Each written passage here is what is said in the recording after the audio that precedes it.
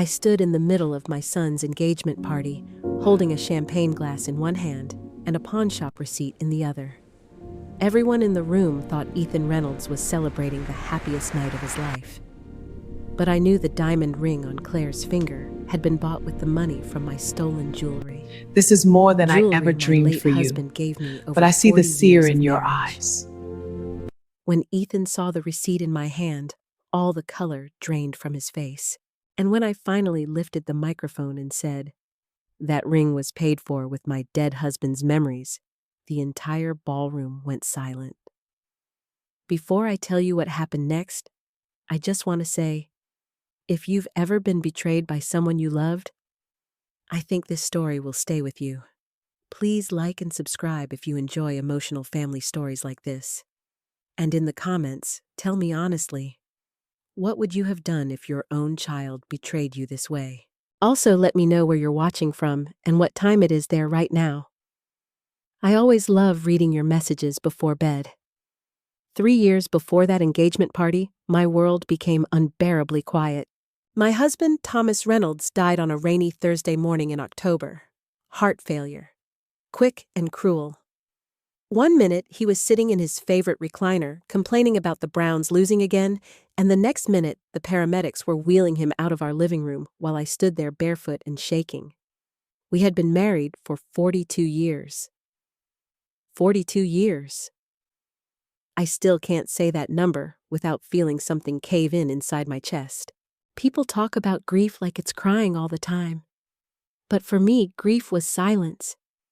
It was making coffee for two before realizing there was no one left to drink the second cup.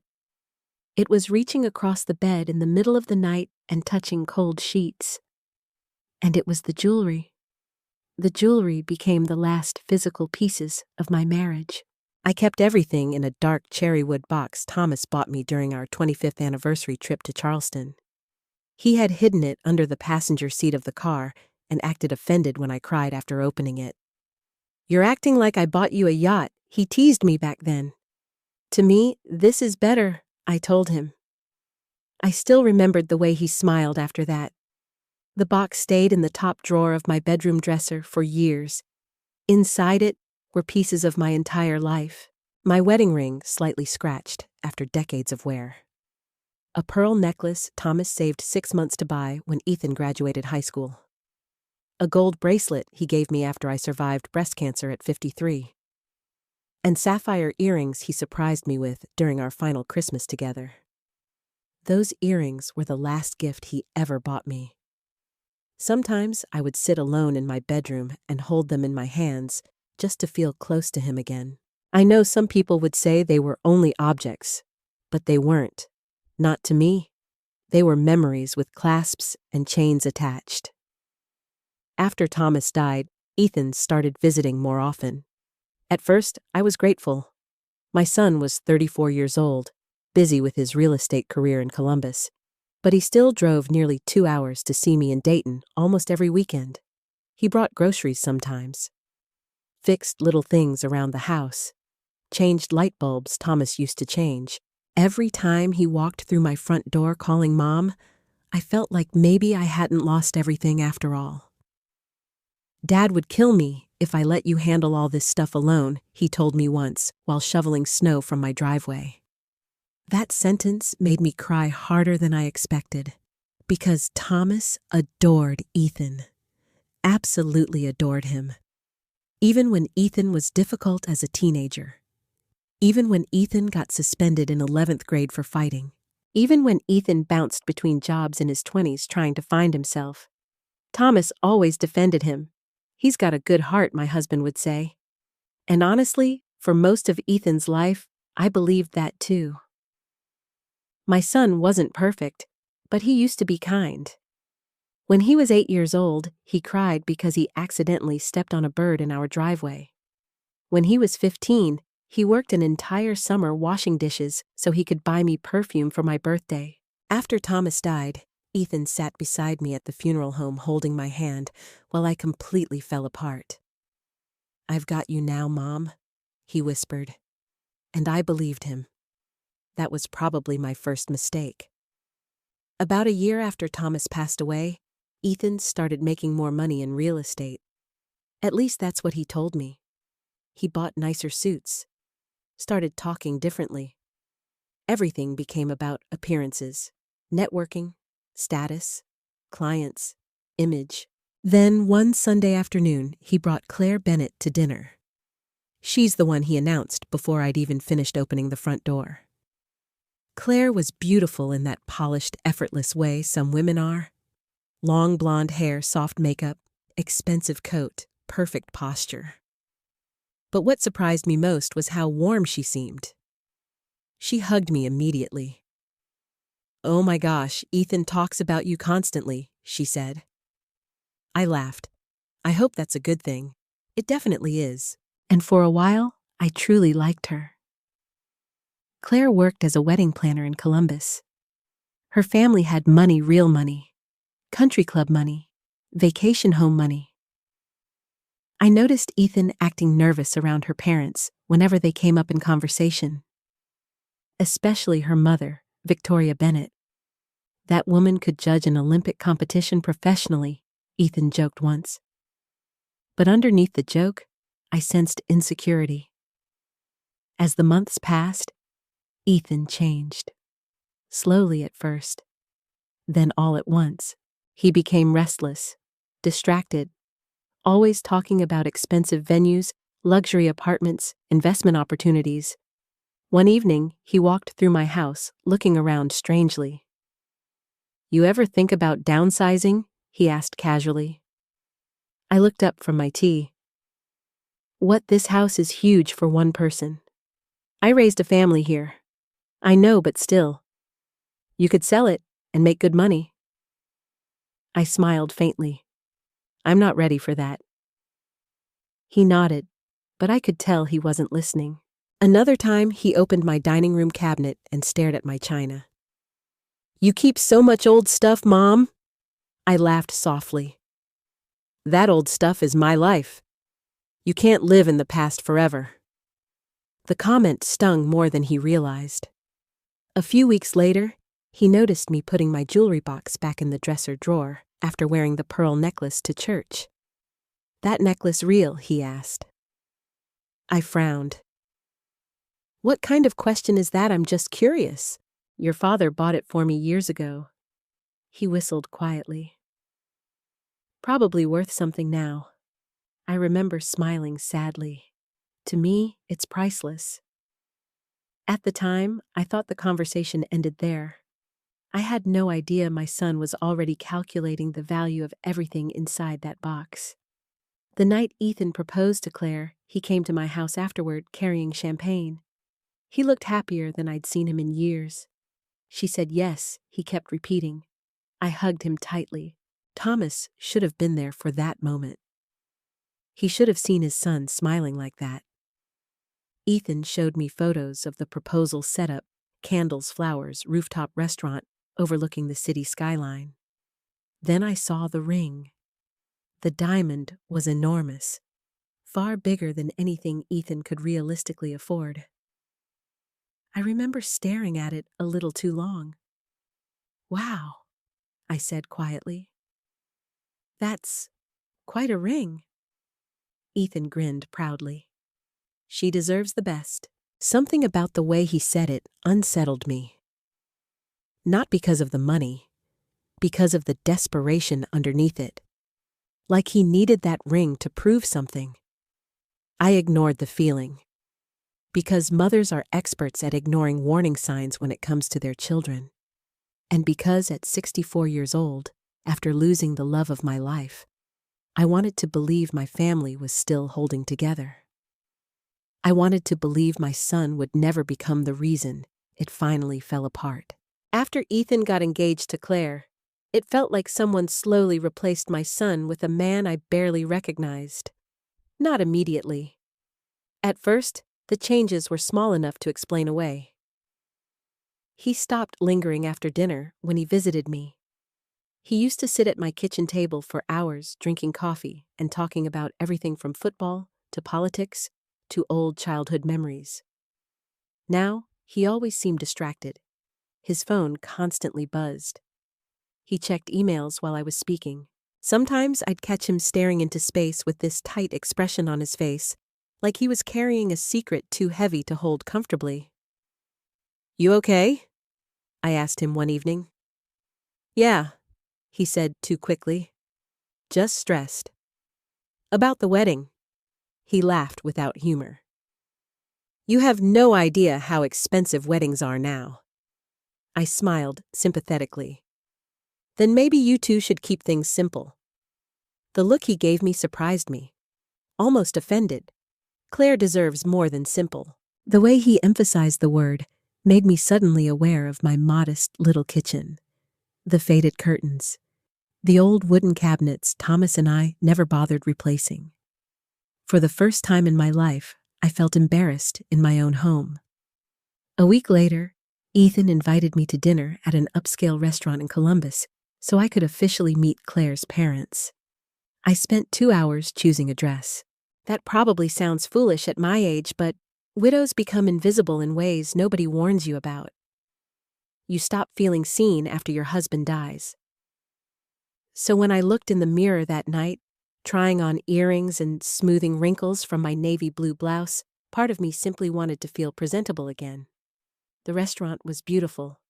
Soft piano music, crystal glasses, waiters in black suits, and sitting at the center table near the windows was Victoria Bennett, Claire's mother, the woman Ethan joked about constantly. She stood when we arrived, tall and elegant in cream-colored silk. "Mackenzie," she said politely, though not warmly. "So nice to finally meet you." Her husband Richard shook my hand kindly enough, but Victoria studied me the way people inspect houses they might not buy. Throughout dinner, she talked about their lake house in Michigan, Claire's private school education, and the destination weddings Claire planned for wealthy clients. I noticed Ethan laughing harder than necessary at every joke Victoria made. Trying too hard. Performing. At one point, Victoria asked me, "So what do you do with your time now that you're retired?" The question sounded innocent, but something underneath it wasn't. "I volunteer at the church library twice a week," I answered. "And I still tutor children sometimes." Victoria smiled politely. How sweet. I suddenly felt very small. Claire, however, seemed uncomfortable. "Ethan says Mrs. Reynolds used to be an amazing teacher," she interrupted quickly. "He told me half the town still recognizes her at grocery stores." That softened me toward Claire even more, because Ethan had said kind things about me behind my back. At least then, he still had. But on the drive home afterward, Ethan's mood shifted. "You could have dressed a little nicer," he muttered while driving. I stared at him. "What I'm just saying, Victoria notices things like that." I laughed nervously because I honestly thought he was joking. Then I realized he wasn't. I wore my best outfit. "I know, Mom, but Claire's family is different. Appearances matter to them." Something cold moved through me. "Since when do appearances matter to you?" He tightened his grip on the steering wheel. "Since I realized the world judges people." I looked out the window the rest of the drive. That conversation stayed with me for days. Not because he criticized my clothes, because Ethan never used to care about people like Victoria Bennett. When he was younger, he mocked rich snobs constantly. He once got thrown out of a country club at 22 for arguing with a manager who insulted a waitress. Now suddenly, he was desperate for approval from exactly those kinds of people. Over the next few months, his obsession with money became impossible to ignore. Every conversation somehow returned to expenses. The florist alone costs $8,000. "Do you know how much luxury apartments are charging now? Claire wants a live band, not a DJ." One afternoon, he came to my house and wandered room to room while talking about wedding budgets. I watched him carefully. His eyes lingered on everything. The antique clock Thomas inherited from his father. The silver serving trays in the dining room. The china cabinet. Then finally, my bedroom doorway. I felt a strange knot form in my stomach. "You okay?" I asked. "Yeah," he said quickly, but his attention drifted toward my dresser, toward the drawer where my jewelry box sat. Later that afternoon, while I made sandwiches in the kitchen, Ethan suddenly appeared beside me. "You ever think about selling some of Dad's stuff?" he asked casually. I nearly dropped the knife in my hand. "What? I'm serious. Some of that stuff has value. That's not the point." He leaned against the counter. "Mom, you're sitting on assets." I hated that word. Assets, not memories, not family history. Assets. I'm not selling Thomas's belongings. I'm just saying you could help yourself financially. I'm doing fine financially. His jaw tightened slightly. "Well, maybe you should think about the future." I stared at him. "What future, you know?" "Long-term care eventually. Retirement communities. Medical expenses." The conversation suddenly felt less like concern and more like strategy. I folded my arms. "You sound like a banker, not my son." He rolled his eyes. "I'm trying to be practical, and I'm trying to hold on to my husband." That silenced him for a moment. Then his tone softened. "I know you miss him." The gentleness in his voice almost erased my suspicion. Almost. A few days later, Claire called me unexpectedly. "Hi, Mackenzie. I hope I'm not bothering you." "Not at all, sweetheart. I just wanted to ask if Ethan talked to you about the engagement dinner budget." I frowned. "No." "Oh." There was an awkward pause. "He's just been stressed lately," she continued carefully. "I think he's putting pressure on himself." "What kind of pressure?" Claire hesitated. "Well, he keeps saying he needs to prove himself to my parents." My chest tightened. He shouldn't feel that way. I know, she sighed, but Ethan's been acting like if everything isn't perfect, they'll look down on him. After we hung up, I sat quietly at my kitchen table for a long time. Then I remembered something Thomas used to say.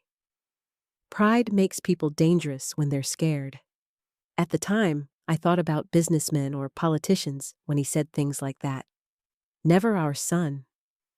The next weekend, Ethan stopped by unexpectedly while I was gardening. He walked into the house ahead of me, carrying grocery bags. When I came inside a few minutes later, I found him standing near my bedroom. Too close to the dresser. Too close to the jewelry box. "What are you doing?" I asked lightly. He jumped slightly. "Nothing." His answer came too fast. Then he smiled. "That pearl necklace you wore at church a while back? Where'd Dad buy that again?" I stared at him. "Charleston. Bet it's worth a lot now." I slowly set down my gardening gloves. "Why are you suddenly so interested in my jewelry?" His face changed instantly. Defensive. "I was just making conversation. But mothers know. Even before the proof. Even before the betrayal fully reveals itself." Somewhere deep inside me, something had already started whispering the truth. And for the first time in my life, I looked at my own son and felt afraid of what he might become. The day my jewelry disappeared started like every other ordinary Tuesday. And maybe that's why it shattered me so completely. There was no storm, no dramatic warning, no strange phone call in the middle of the night. Just a quiet morning in Dayton, Ohio. I had a doctor's appointment for my blood pressure at 10:30. I remember standing in my bathroom brushing my hair while the local news played softly in the background. Then I watered the plants on my kitchen windowsill before leaving the house. Completely normal. Completely safe. Or at least I thought it was. The appointment took longer than expected because my doctor kept lecturing me about stress levels. "You need more rest, Mackenzie." I laughed softly. "At 64, rest is all anybody tells me to do." He smiled politely, but I could tell he was serious. "If you keep carrying anxiety like this, your body will eventually force you to slow down." I almost told him the truth then. That lately, something felt wrong in my life. Not physically, emotionally. Like the ground beneath me had shifted slightly, but not enough for anyone else to notice yet. When I finally returned home around 2 in the afternoon, the house felt strangely quiet. That sounds ridiculous now because I lived alone. Of course it was quiet. But widows develop an instinct for their homes. You notice tiny changes immediately. The second I stepped through the front door, I felt it. Something was off. I set my purse down slowly. The kitchen looked untouched. The living room looked normal. But as I walked toward my bedroom, my stomach tightened. My bedroom door was slightly open. I always kept it closed. Always. I stopped walking. For a moment, I actually stood there trying to convince myself I was imagining things. Then I noticed the dresser drawer. Half open. My chest went cold. No. I rushed forward so quickly I nearly tripped over the rug. The top drawer had been pulled open just enough for me to see empty space where the cherrywood jewelry box should have been. Gone. The entire box was gone. I yanked the drawer open wider, my hands trembling violently. Nothing. No jewelry, no box, no note. I remember making this horrible sound. Not quite a scream. More like the sound a person makes when their body reacts before their brain catches up. I searched the room like a madwoman. Closet, bathroom, under the bed, inside nightstands, even the laundry basket. As if somehow I'd accidentally hidden a wooden jewelry box containing 40 years of memories. But deep down, I already knew. Someone had taken it. I grabbed my phone so hard I nearly dropped it. My first instinct was to call Ethan. Not the police. My son. He answered on the third ring. "Hey, Mom." His voice sounded distracted. "Ethan." My breathing shook. "My jewelry box is gone." Silence. "What the box Dad gave me? All my jewelry is missing." Another pause. Then suddenly his tone shifted into alarm. "Wait, what do you mean missing? I mean gone." I started crying then. Full panic. Full grief. "It's gone, Ethan." "Oh my God." I heard movement in the background, like he was standing up quickly. "Did somebody break in? I don't know." I looked around wildly again. There's no broken window. Nothing looks damaged. Okay, calm down." The way he said it irritated me instantly. Too controlled. Too calm. "I'm coming over," he said. "Don't touch anything." Within 45 minutes, Ethan was at my house. He moved quickly through the rooms, checking doors and windows like he was trying very hard to look concerned. "This is weird," he muttered. "Should I call the police?" I asked. The reaction on his face lasted less than a second, but I saw it, a flash of panic. Then it disappeared. "Maybe not yet." I frowned. "Why not?" "Well," he rubbed the back of his neck. "Maybe you misplaced it." I stared at him in disbelief. Misplaced an entire wooden jewelry box. "I'm just saying we should think before making a huge deal out of this." "A huge deal?" My voice cracked. "Ethan, your father's wedding ring was in there?" "I know. So why are you acting like this isn't serious?" He sighed heavily. "Mom, if you call the police, they'll start asking questions. Neighbors will notice. What if this turns into nothing?" I blinked at him. "What are you talking about?" "You know how people gossip around here." That statement confused me more than comforted me. Who cared about gossip? My husband's memories were gone. I sat on the edge of the bed trying to breathe through the panic while Ethan searched drawers and closets. Then suddenly he asked, "Did you keep appraisals in the box too?" I looked up. "What appraisal papers? Insurance documents?" "No." Why just asking? But again, the question came too quickly, too specifically. He sat beside me and placed a hand on my shoulder. "We'll figure this out." I nodded weakly, because despite everything, he was still my son. And when mothers are frightened, we cling to what feels familiar. That evening, Ethan ordered takeout and stayed with me until almost 10. He acted attentive, supportive, but something about him felt rehearsed, like he was playing the role of a worried son instead of actually being one.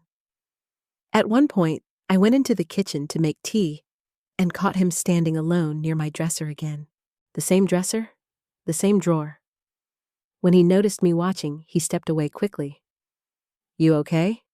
he asked.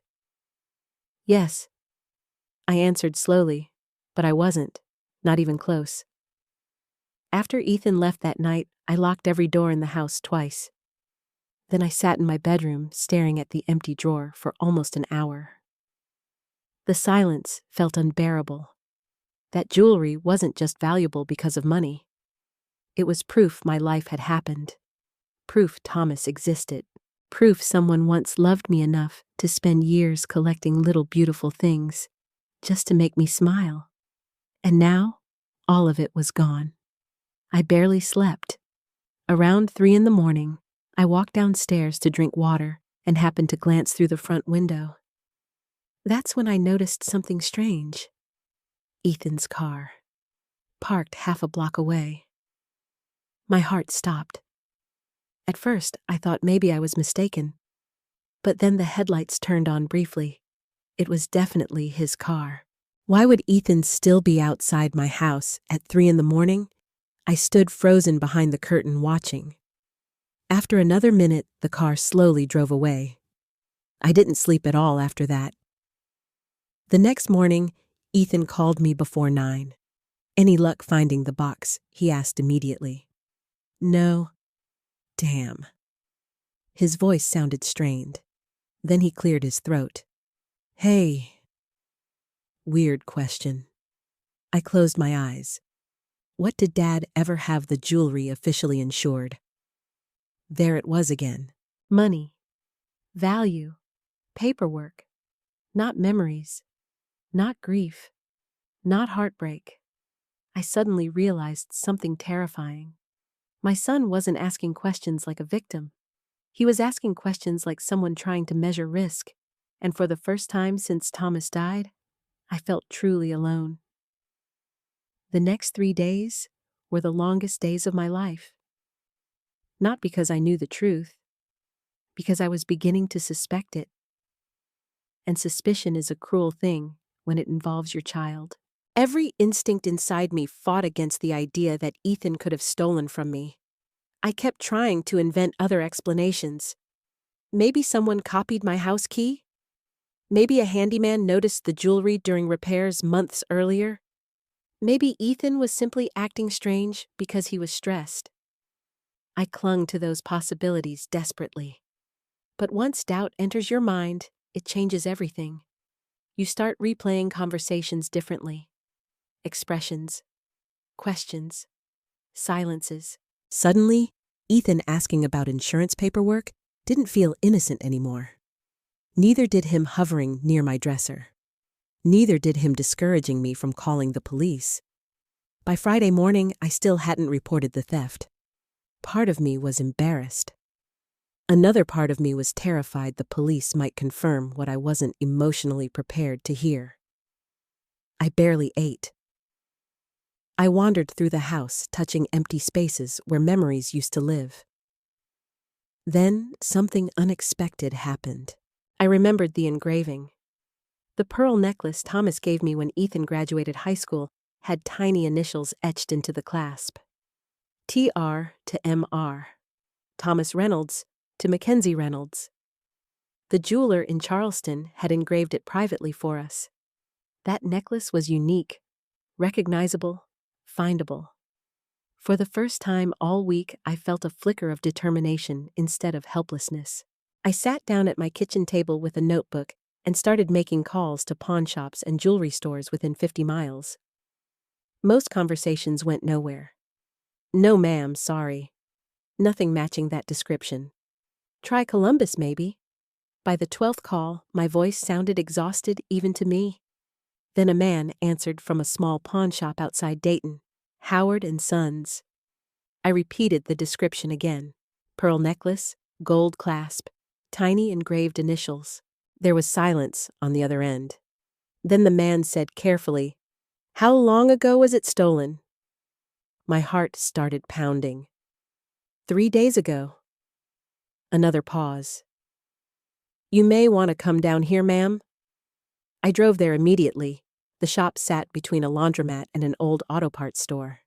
Nothing fancy, just a faded sign and dusty windows.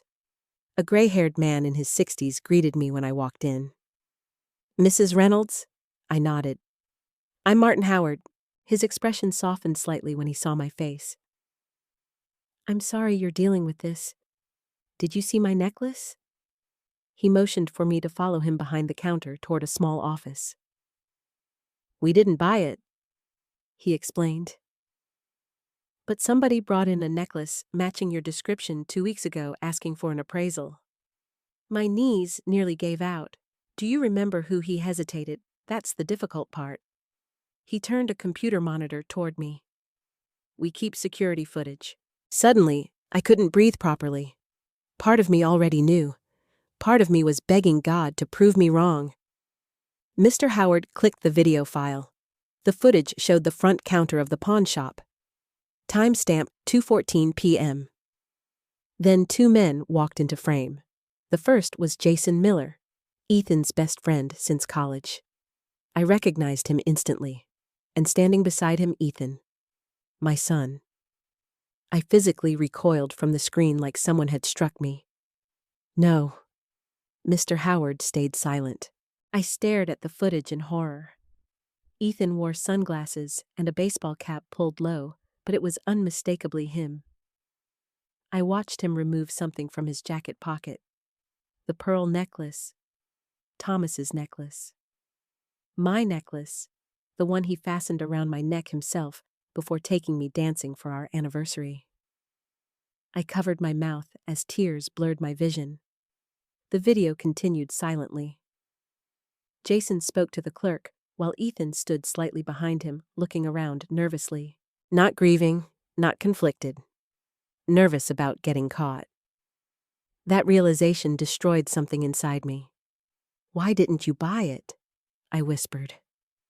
Mr. Howard sighed. The younger guy, the tall one, kept avoiding questions. And honestly, something felt off. I stared at the paused image of Ethan on the screen. My son looked like a stranger. "He came back?" I asked quietly. Mr. Howard nodded once, twice. The room spun slightly.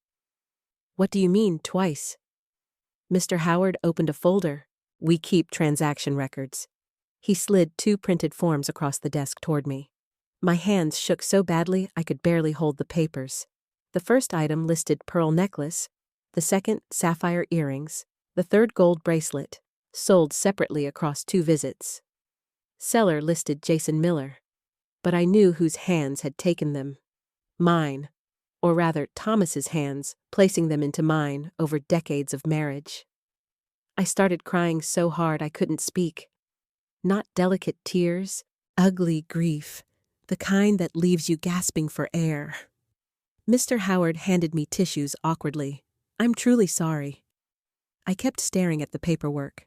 3 pieces gone. 3 pieces of my marriage turned into cash transactions. How much, I finally asked. He hesitated again.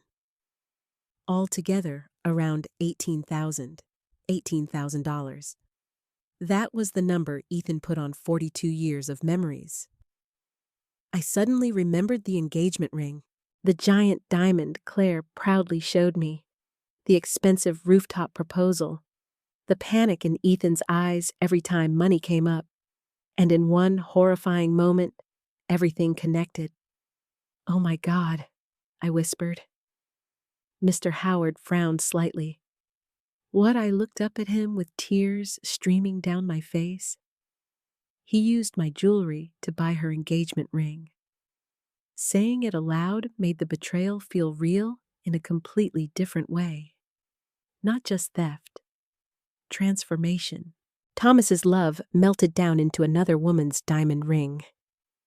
I felt sick. Mr. Howard leaned back carefully. Mrs. Reynolds, do you want to involve the police? The question hung heavily in the air. Did I?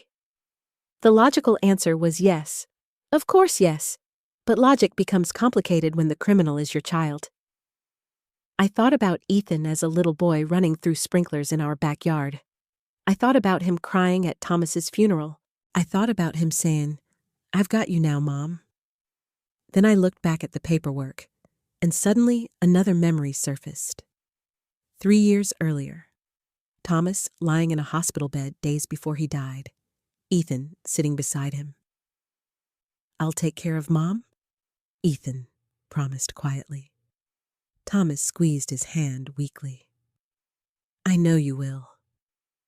The memory shattered me all over again, because Ethan hadn't just stolen jewelry.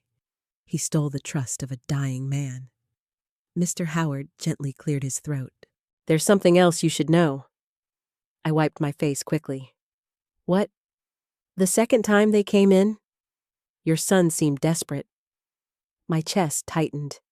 Desperate how he kept pushing for more money, arguing over appraisals, asking if we bought loose diamonds. I frowned. "Loose diamonds?" Mr. Howard nodded slowly, like someone trying to build cash quickly. A cold feeling spread through me. Maybe this wasn't only about impressing Claire's family. Maybe there was something worse underneath it. Debt. Gambling. Panic. I suddenly realized I didn't fully know my son anymore. And that terrified me more than the theft itself. Before I left, Mr. Howard printed copies of the transaction records for me. As he handed them over, he said softly, "Sometimes people do terrible things when they're trying to become someone they're not." I nodded numbly. Then I drove home, holding proof that my son had betrayed me. But somehow, the evidence hurt less than the question now haunting me. If Ethan could lie to my face about this, what else was he capable of? For 2 full days after visiting the pawn shop, I couldn't bring myself to confront Ethan. I carried the transaction records everywhere around the house like they were radioactive. Sometimes I'd unfold the papers and stare at his betrayal in black ink until my vision blurred. Then I'd fold them back up again and hide them in the kitchen drawer beside the phone. As if putting them away could somehow put the truth away too. I barely slept. Every memory I had of Ethan replayed differently now. His concern felt rehearsed. His hugs felt strategic. His questions about insurance suddenly sounded like a criminal, testing how much evidence existed against him. But even with proof sitting in my kitchen drawer, part of me still wanted an explanation. Not an excuse, an explanation.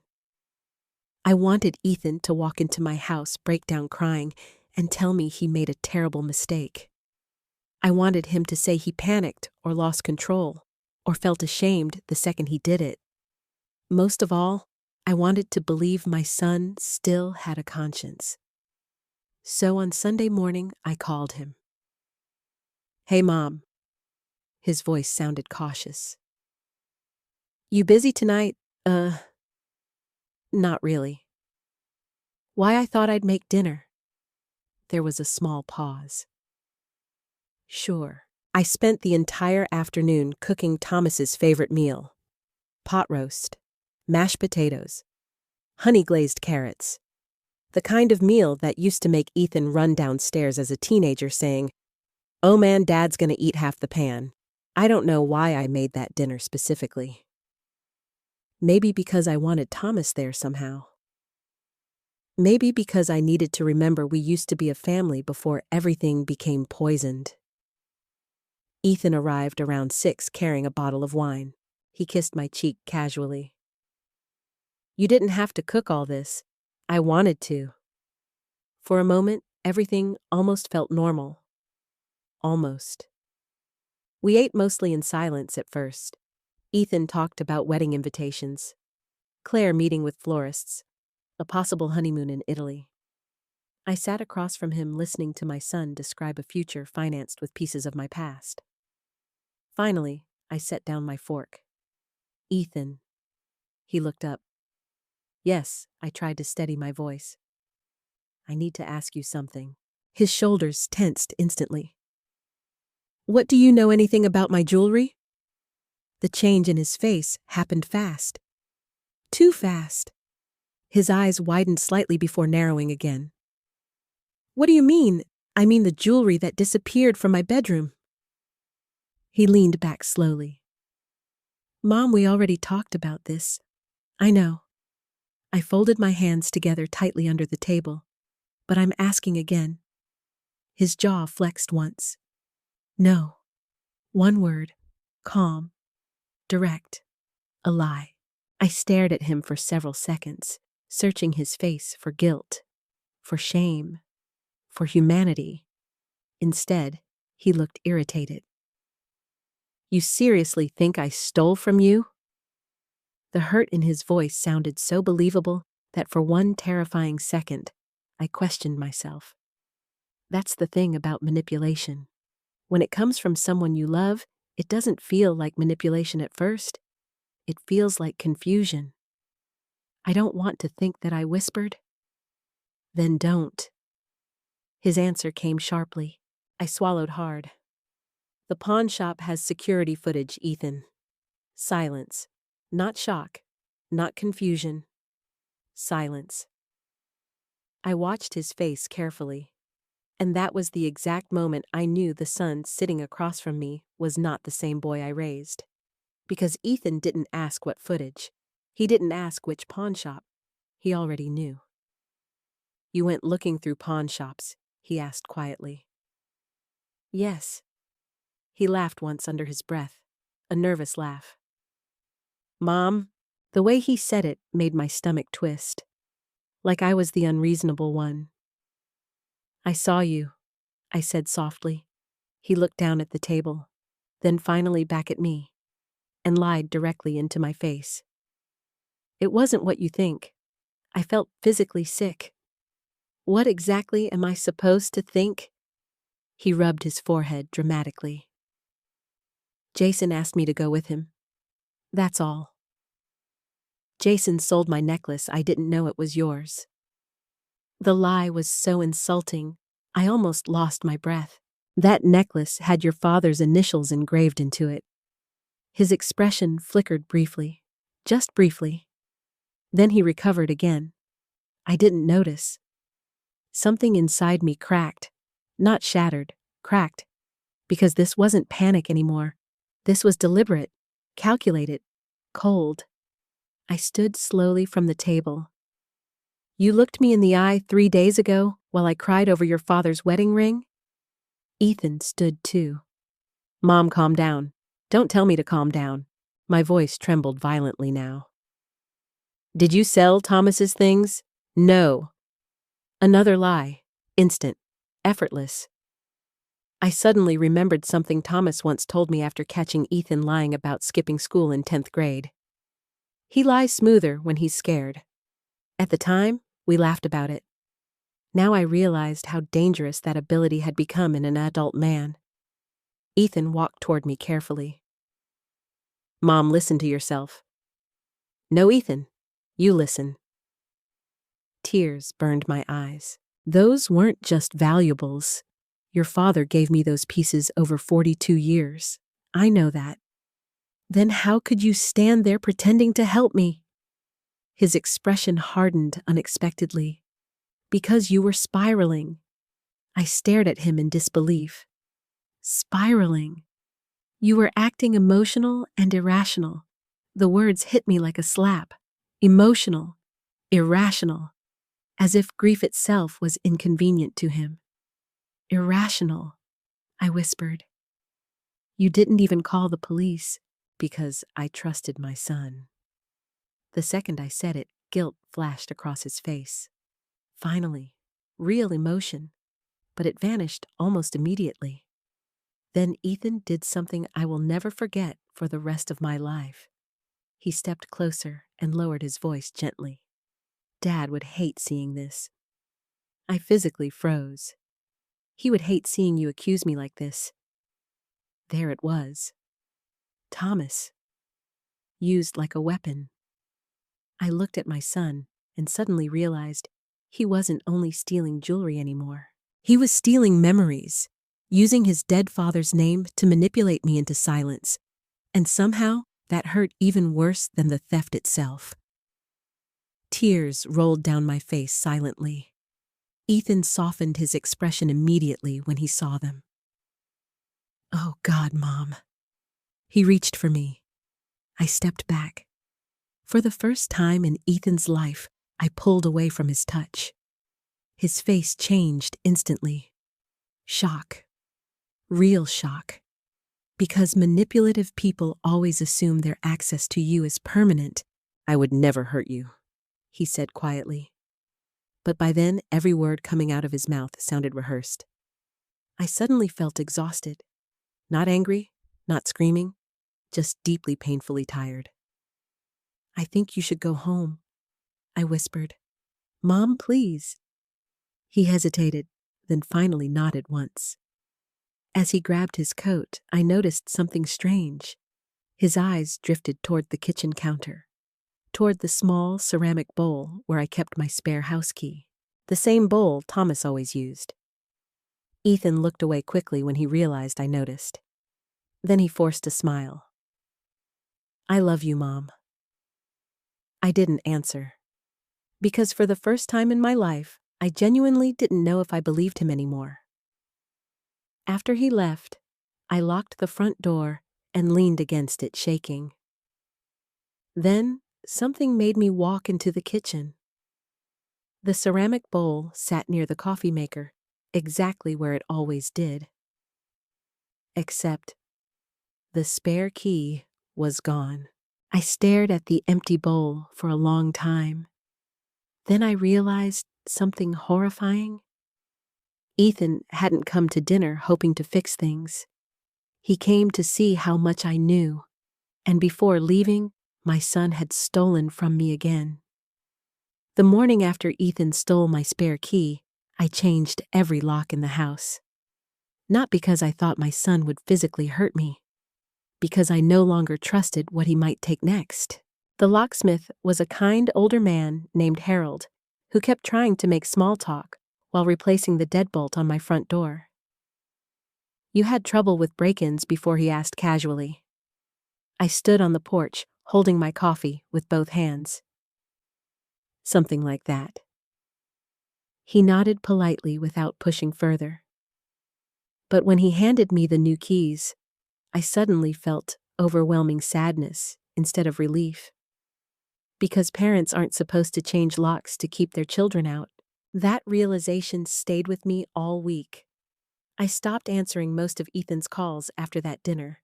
Not completely, just enough to create distance while I tried to think clearly. He left voicemails pretending everything was normal. "Hey Mom, Claire and I are touring venues Saturday. You should come see the floral arrangements Claire picked. Call me back when you get this." Every message sounded cheerful, carefree, like he truly believed he could lie his way through this forever. Meanwhile, I carried copies of the pawnshop records in my purse everywhere I went. Proof, evidence, protection. I hated the person I was becoming. Suspicious, guarded, afraid. But grief changes shape when betrayal enters it. One afternoon, Claire called unexpectedly. "Hi, Mackenzie. Are you free tomorrow?" Her voice sounded bright and warm as always. "I think so," I answered cautiously. "I'm doing my final wedding dress fitting, and I would honestly love your opinion." For a second, guilt hit me hard. Claire had no idea she was planning a future around a man built on lies. "What time?" I asked softly. The bridal boutique sat in downtown Columbus inside one of those renovated historic buildings with giant windows and chandeliers. Everything smelled like perfume and expensive fabric. Claire looked radiant when I arrived.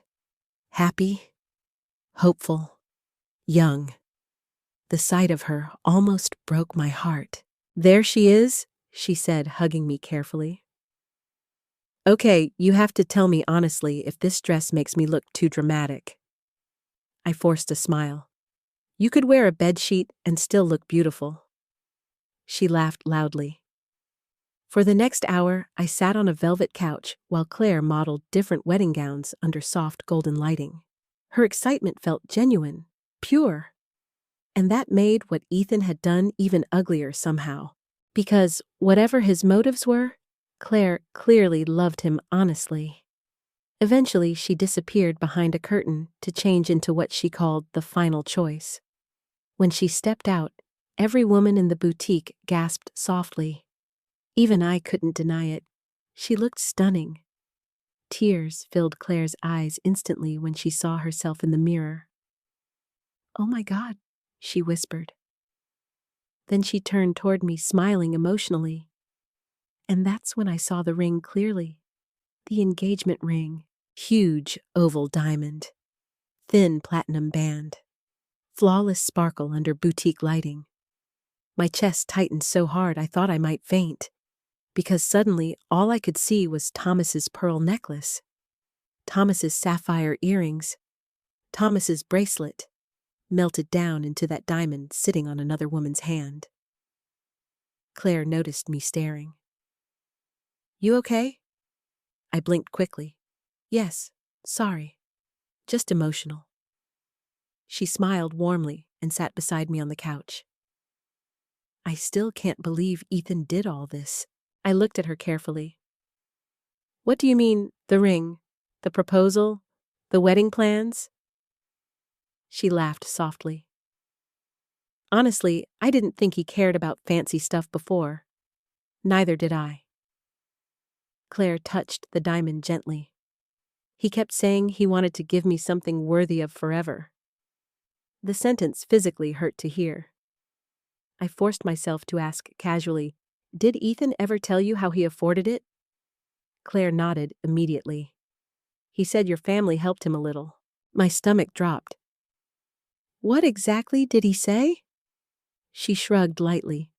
"That you wanted to contribute because Thomas would have wanted to see him happy." I felt the room tilt slightly. Another lie. Another use of Thomas's memory. Claire kept talking, unaware of the destruction happening inside me. He actually seemed embarrassed accepting help at first. I stared at her. Help. That word nearly made me sick. Ethan didn't call it stealing. He called it help. Suddenly, Claire frowned slightly. "Wait, was that not true?" I realized too late my expression had changed. I forced a smile quickly. "No, sweetheart. Ethan and I just haven't talked much about wedding finances. Technically not a lie." Claire relaxed again. "I figured maybe you gave him some inheritance money or something." "Inheritance money?" I nearly laughed. Instead, I looked back at the ring, and something terrible clicked into place. The diamond itself wasn't just expensive. It was newer than Ethan's finances allowed. Much newer. I remembered Mr. Howard mentioning Ethan asking about loose diamonds. Not just cash. Diamonds. I suddenly wondered if Ethan traded some of my jewelry specifically to upgrade the ring. To make Claire's wealthy family see him differently. To buy status. Approval. Respect. The realization filled me with equal parts rage and pity. Because underneath all Ethan's manipulation was still a scared little boy, desperate to feel good enough. Claire interrupted my thoughts gently. "Can I ask you something?" "Of course. Do you think Ethan's happy?" The question surprised me. "What do you mean?" She hesitated. "I don't know. Lately he feels tense." I stayed quiet. Claire twisted the ring nervously. "He barely sleeps. He checks his phone constantly. And sometimes he snaps at me over tiny things." A cold feeling spread through me. There it was again. Pressure. Panic. Fear. "What kind of things?" I asked carefully. "Oh, stupid stuff." She laughed awkwardly. "Like seating charts or catering prices." Last week he got furious because I suggested cutting back on decorations. That sounded less like wedding stress and more like someone drowning financially. Claire looked embarrassed suddenly. I probably shouldn't complain. He's trying really hard. I swallowed hard. Claire? She looked up. If you ever feel uncomfortable about anything, you can talk to me. Her expression softened immediately. That's sweet. But she didn't understand what I was really saying. Not yet. As she stood to return to the dressing room, her hand brushed mine briefly, and in that moment, I realized something important. Claire wasn't my enemy. She was another victim. Maybe not in the same way, but still trapped inside Ethan's lies. On the drive home, I cried harder than I had since Thomas's funeral. Not only because of the theft anymore, because I finally understood how deep Ethan's deception really went. He hadn't simply stolen jewelry. He built an entirely fake version of himself, using pieces of his father's memory. And the woman wearing that beautiful diamond ring had absolutely no idea it was bought with betrayal. 3 nights after Claire's dress fitting, I found Thomas's old phone. I wasn't even looking for it. That's the strange thing about grief. Sometimes the people we lose seem to reach for us exactly when we're about to collapse. I had gone into the hallway closet searching for winter blankets because the temperature suddenly dropped that week. While pulling down an old storage bin, I accidentally knocked over a smaller box hidden behind it. The lid popped open when it hit the floor. Inside was Thomas's old cell phone. I stared at it for a long moment. I hadn't seen that phone since the week after his funeral. Back then, I couldn't bring myself to throw away anything that belonged to him. So I boxed up little pieces of his life, his reading glasses, favorite pens, receipts from restaurants we used to visit, and shoved them into closets because looking at them hurt too much. Now standing alone in the hallway, I picked up the phone carefully like it was something fragile enough to break all over again. The battery was dead. I almost put it back, but something stopped me.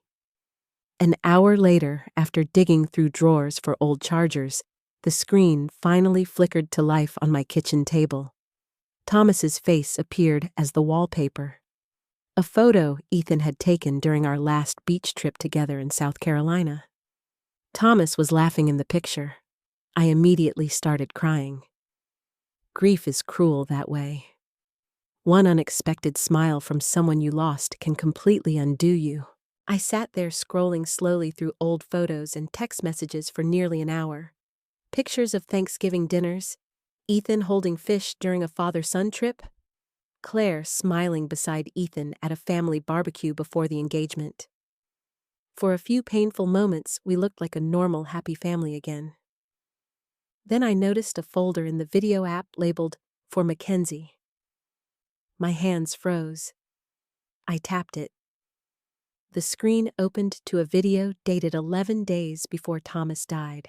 Suddenly, there he was, sitting in his recliner, wearing the gray Ohio State sweatshirt he loved, weaker than I remembered, but smiling gently at the camera. "Hey, sweetheart," he said softly. The second I heard his voice, I broke. I covered my mouth, trying not to sob out loud. "If you're watching this," Thomas continued, "it means I probably didn't get as much time with you as I wanted." I physically shook listening to him. "I know you hate when I talk like that," he said with a small smile. "But I need to say some things anyway." His breathing sounded strained. "I need you to remember something, Mackenzie. None of the jewelry I ever gave you was about money." Fresh tears rolled down my face immediately. Thomas chuckled softly. "You always acted like I bought you diamonds from Buckingham Palace, even when half the time I was paying in installments." I laughed through my tears because it was true. "The pearl necklace," he continued. "I bought that because you cried watching Ethan graduate." I closed my eyes. The sapphire earrings were because after your cancer surgery, I realized I almost lost the best thing that ever happened to me. I pressed my hand against my chest, trying to breathe. And the bracelet. He smiled sadly. That was because after 40 years, I still loved seeing you surprised. I sobbed openly by then. Then Thomas's expression changed slightly, more serious. If Ethan's watching this with you someday, he paused. I need you to take care of your mother after I'm gone, son. My heart shattered hearing that. Thomas looked directly into the camera. She acts strong, but losing people destroys her quietly. I thought about the empty jewelry drawer upstairs, about Ethan lying to my face while using Thomas's memory as a shield. Then Thomas said something that nearly stopped my heart. Don't let money turn you into someone unrecognizable.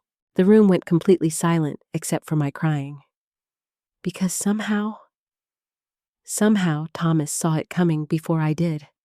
Not the theft specifically, but the danger inside Ethan. Thomas sighed softly in the video. Your mother gave up a lot for this family. Don't ever mistake kindness for weakness. Then he smiled again. And Mackenzie? If you're watching this alone, stop crying so much. I laughed painfully through tears. I loved you every single day. Remember that. The video ended. I sat there staring at the blank screen for a long time. Then something inside me changed. Not healed, not calmer, stronger. Because for weeks I'd been drowning in confusion, but Thomas's words cut through all of it. Don't mistake kindness for weakness. I suddenly realized Ethan had spent weeks counting on exactly that. My love, my silence, my guilt as a mother. He assumed I would protect him no matter what he did. And maybe until that moment he was right. A sudden anger rose in me so sharply it startled me. Not screaming rage, clear rage. The kind that burns cold instead of hot. I opened my purse and removed the pawn shop records again. Then I started comparing dates, jewelry sales, proposal date, ring purchase timeline. And suddenly, another horrifying detail emerged. There was one item missing from the transaction list. My wedding ring. I rushed upstairs immediately. My hands trembled as I opened the hidden wooden box inside my closet, where I'd secretly moved Thomas's wedding band years earlier after he died. Still there. Thank God. I collapsed onto the edge of the bed in relief. Then I noticed something strange. The small jewelry pouch beside it had been disturbed. I slowly opened it. Inside was the appraisal certificate for my wedding ring, folded crookedly instead of neatly. Someone had searched through it. Ethan. He had looked for the ring, maybe even planned to take it too. But he couldn't sell it without proper documentation. The realization made me nauseous. My son hadn't simply acted impulsively. This was systematic, planned, calculated over time. I suddenly remembered Mr. Howard saying Ethan seemed desperate. Desperate people escalate. How far would Ethan have gone if I hadn't started noticing inconsistencies? Would he eventually steal the house too? Forge signatures, drain my accounts? The questions terrified me. Then my phone buzzed. Ethan. I stared at the screen while it rang. For the first time in my life, seeing my son's name filled me with dread instead of comfort. The voicemail notification appeared a minute later. I listened without thinking. Hey, Mom, Ethan said casually. Claire wants to know if you're free for brunch Sunday. His voice sounded normal, relaxed, like he hadn't dismantled my trust piece by piece. Then he added something that made my blood run cold. Oh, and if you happen to find Dad's wedding ring while organizing stuff, don't leave it lying around. It could get stolen too. I stopped breathing, because suddenly I understood. Ethan wasn't worried about protecting the ring. He was checking whether I still had it. And in that moment, I finally accepted the truth I'd been fighting for weeks. My son wasn't sorry. He was still hunting for what remained. The brunch with Claire's family happened the following Sunday, and by then, I already knew two things for certain. Ethan had stolen from me, and he still believed he could control the story. I almost didn't go. Every instinct told me to stay home, lock the doors, and avoid the entire Bennett family forever. But another part of me needed to see Ethan in public now. Needed to observe him. To understand how someone could smile normally while carrying this level of deception inside them. The brunch took place at Victoria Bennett's country club outside Columbus. Of course it did. The parking lot alone looked more expensive than my entire neighborhood. Luxury SUVs, valet service, women in tennis skirts drinking mimosas before noon. I sat in my car, gripping the steering wheel for nearly 2 minutes before forcing myself to get out. The second I walked inside, I spotted Ethan. Perfect suit. Perfect smile. Perfect fake life. He hugged me immediately when he saw me. "There's my mom." The performance in his voice made my skin crawl. I hugged him back anyway. Because old habits don't die easily. Claire hurried over next, glowing with excitement. "Mackenzie, I saved you a seat beside me." She linked her arm through mine warmly as we walked toward the private dining area. Meanwhile, Ethan watched us carefully. Like he was constantly measuring danger now. The room itself was beautiful in an exhausting kind of way. Giant windows overlooking a golf course. Fresh flowers on every table. White tablecloths so crisp they looked untouched by human life. Victoria Bennett stood near the buffet, speaking loudly to another couple. The moment she noticed me, her smile tightened. "Mackenzie," she said politely, "so glad you could make it." Not warmly, never warmly. Claire's father, Richard, shook my hand kindly enough, but Victoria immediately resumed discussing wedding details like she was hosting a corporate event instead of celebrating a marriage. We upgraded the reception wine package, she announced proudly. "And Claire absolutely deserves the live string quartet." Claire laughed softly. "Mom, nobody cares about the string quartet as much as you do." "Oh, sweetheart, presentation matters." I noticed Ethan nodding quickly beside her, always agreeing, always adapting himself to whoever held social power in the room. Brunch began pleasantly enough, at least on the surface. Claire chatted about honeymoon ideas. Richard discussed golf courses in Arizona. Victoria talked endlessly about guest lists and social connections. And through all of it, Ethan acted charming and successful and polished. Like a man who hadn't pawned his dead father's memories for cash. At one point, Victoria lifted her champagne glass. "I have to say," she announced loudly, "I'm very impressed by everything Ethan has accomplished on his own." The sentence hit me immediately. On his own. Ethan smiled modestly. "Well, I've worked hard." I stared at him across the table. Worked hard, not stolen, not lied. Worked hard. Victoria continued smiling proudly. "It's refreshing to see a young man build something for himself without relying on family money." Claire shifted uncomfortably beside me. I saw it instantly. She knew her mother was being rude. But Ethan said nothing. Not one word. Didn't defend me. Didn't mention the years Thomas and I sacrificed to help him survive bad decisions in his 20s. Didn't mention the car Thomas co-signed for. Or the rent payments we quietly covered during Ethan's finding himself phase. Or the fact that his engagement ring likely existed because he robbed his own mother. Instead, Ethan simply smiled and let me sit there being diminished in front of everyone. Something inside me hardened. Victoria turned toward me politely. "You must be proud." The statement sounded innocent, but I heard the real meaning underneath it. Your son escaped your small life and became worthy of ours. I folded my napkin carefully before answering. I used to think character mattered more than appearances. The table went slightly quiet. Victoria blinked once. Well, ideally both matter. Claire quickly changed the subject. Mackenzie, tell them about the reading program you started.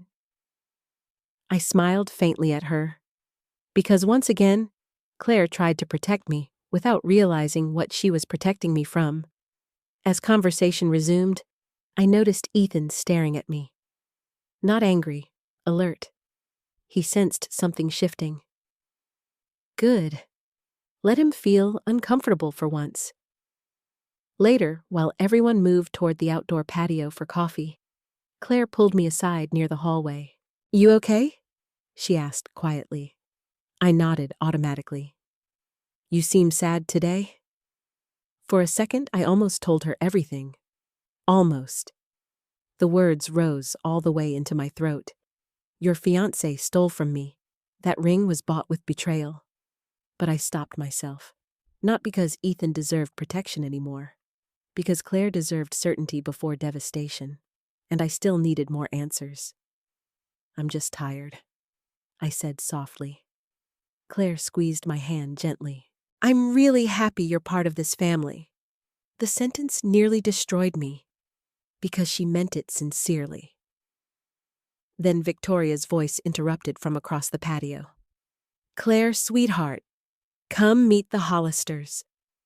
Claire rolled her eyes playfully.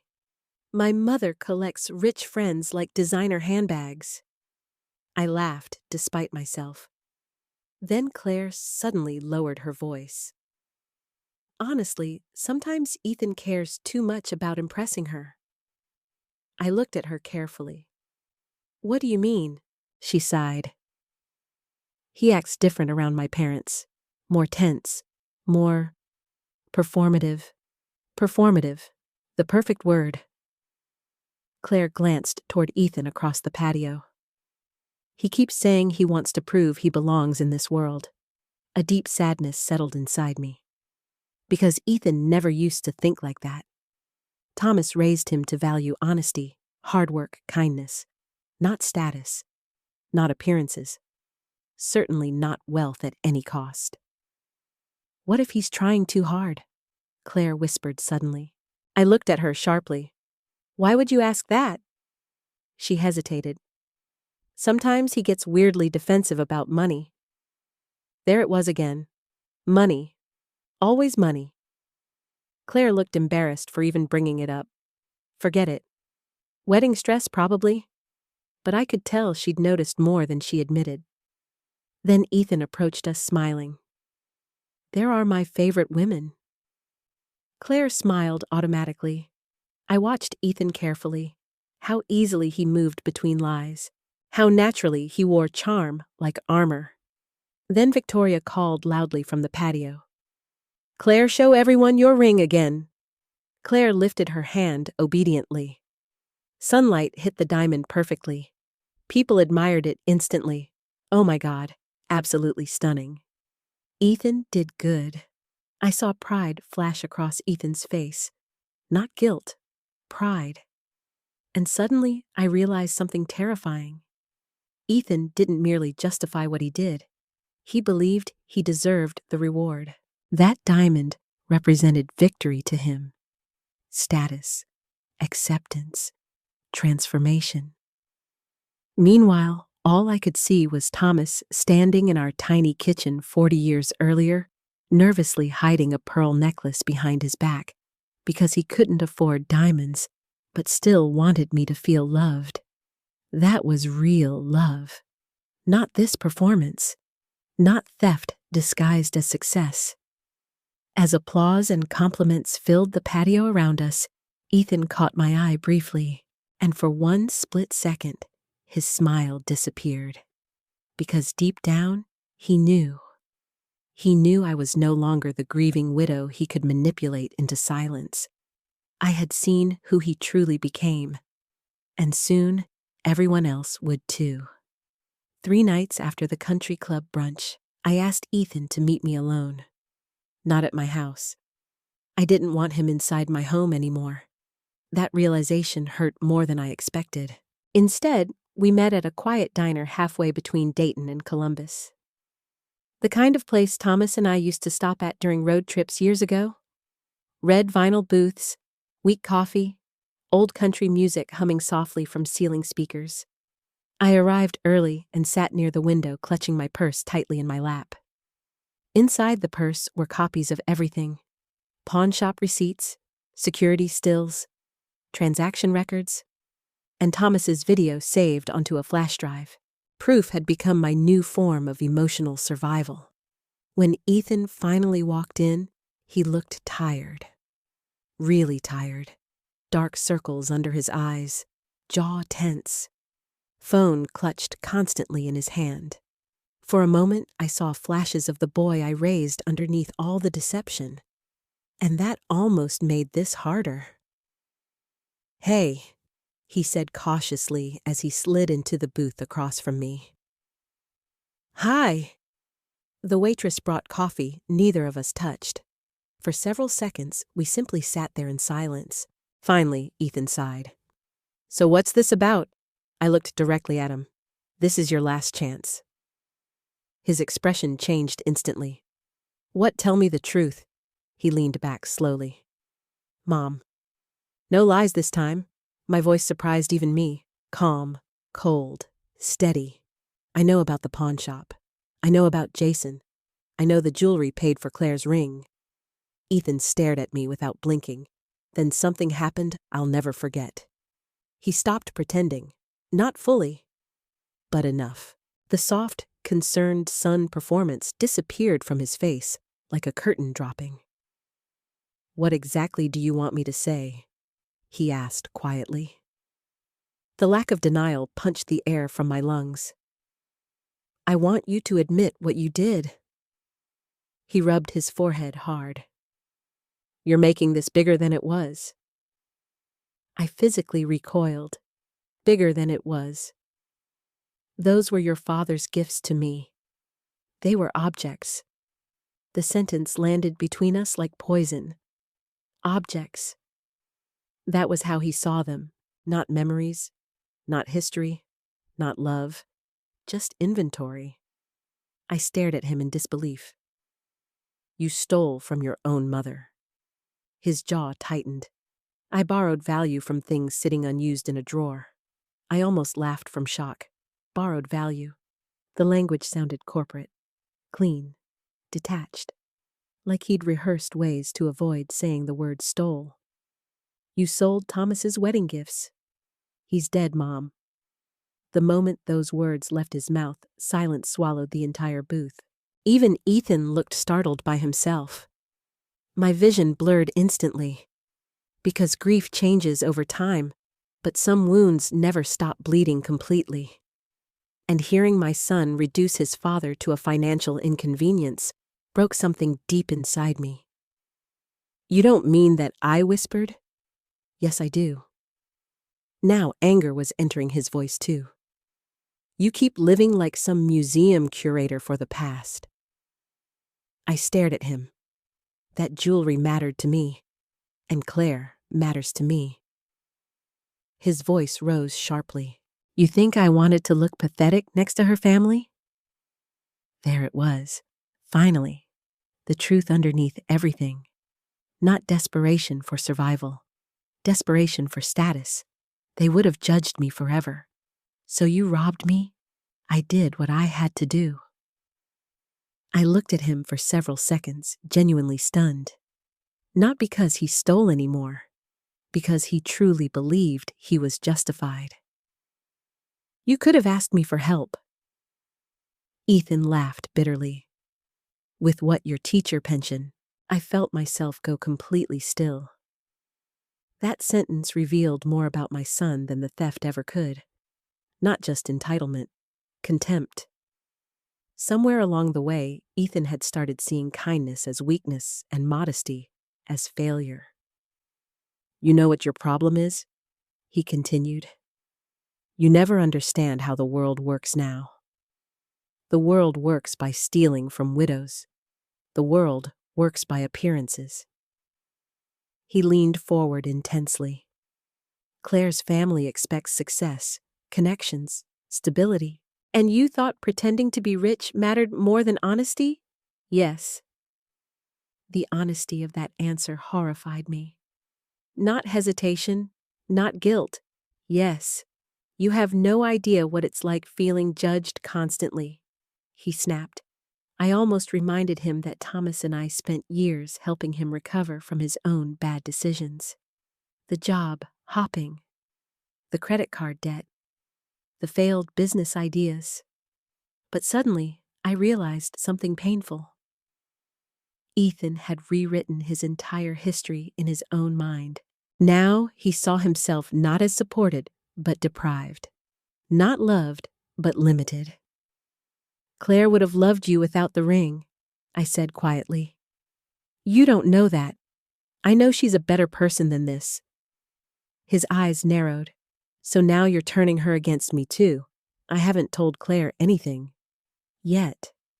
That word sat silently between us. Ethan noticed it immediately. His expression shifted. Fear. Real fear this time. You're not actually thinking about saying something, are you? I held his gaze. That depends on what happens next. His breathing became heavier. Mom? For once in your life, stop manipulating me and listen. I opened my purse slowly and removed the pawnshop paperwork. Then I placed the papers carefully on the table between us. Ethan looked down. All color drained from his face. Because seeing evidence feels different than hearing accusations? You sold 3 pieces already, I said quietly. And you searched for my wedding ring too. His eyes snapped upward immediately. I didn't take the ring, but you planned to. No, don't lie again. His silence confirmed everything. I swallowed hard before continuing. You are going to tell Claire the truth. His expression hardened instantly. No? Yes. She'll leave me. That's the consequence of what you did. Anger flashed violently across his face now. You think you're innocent in this?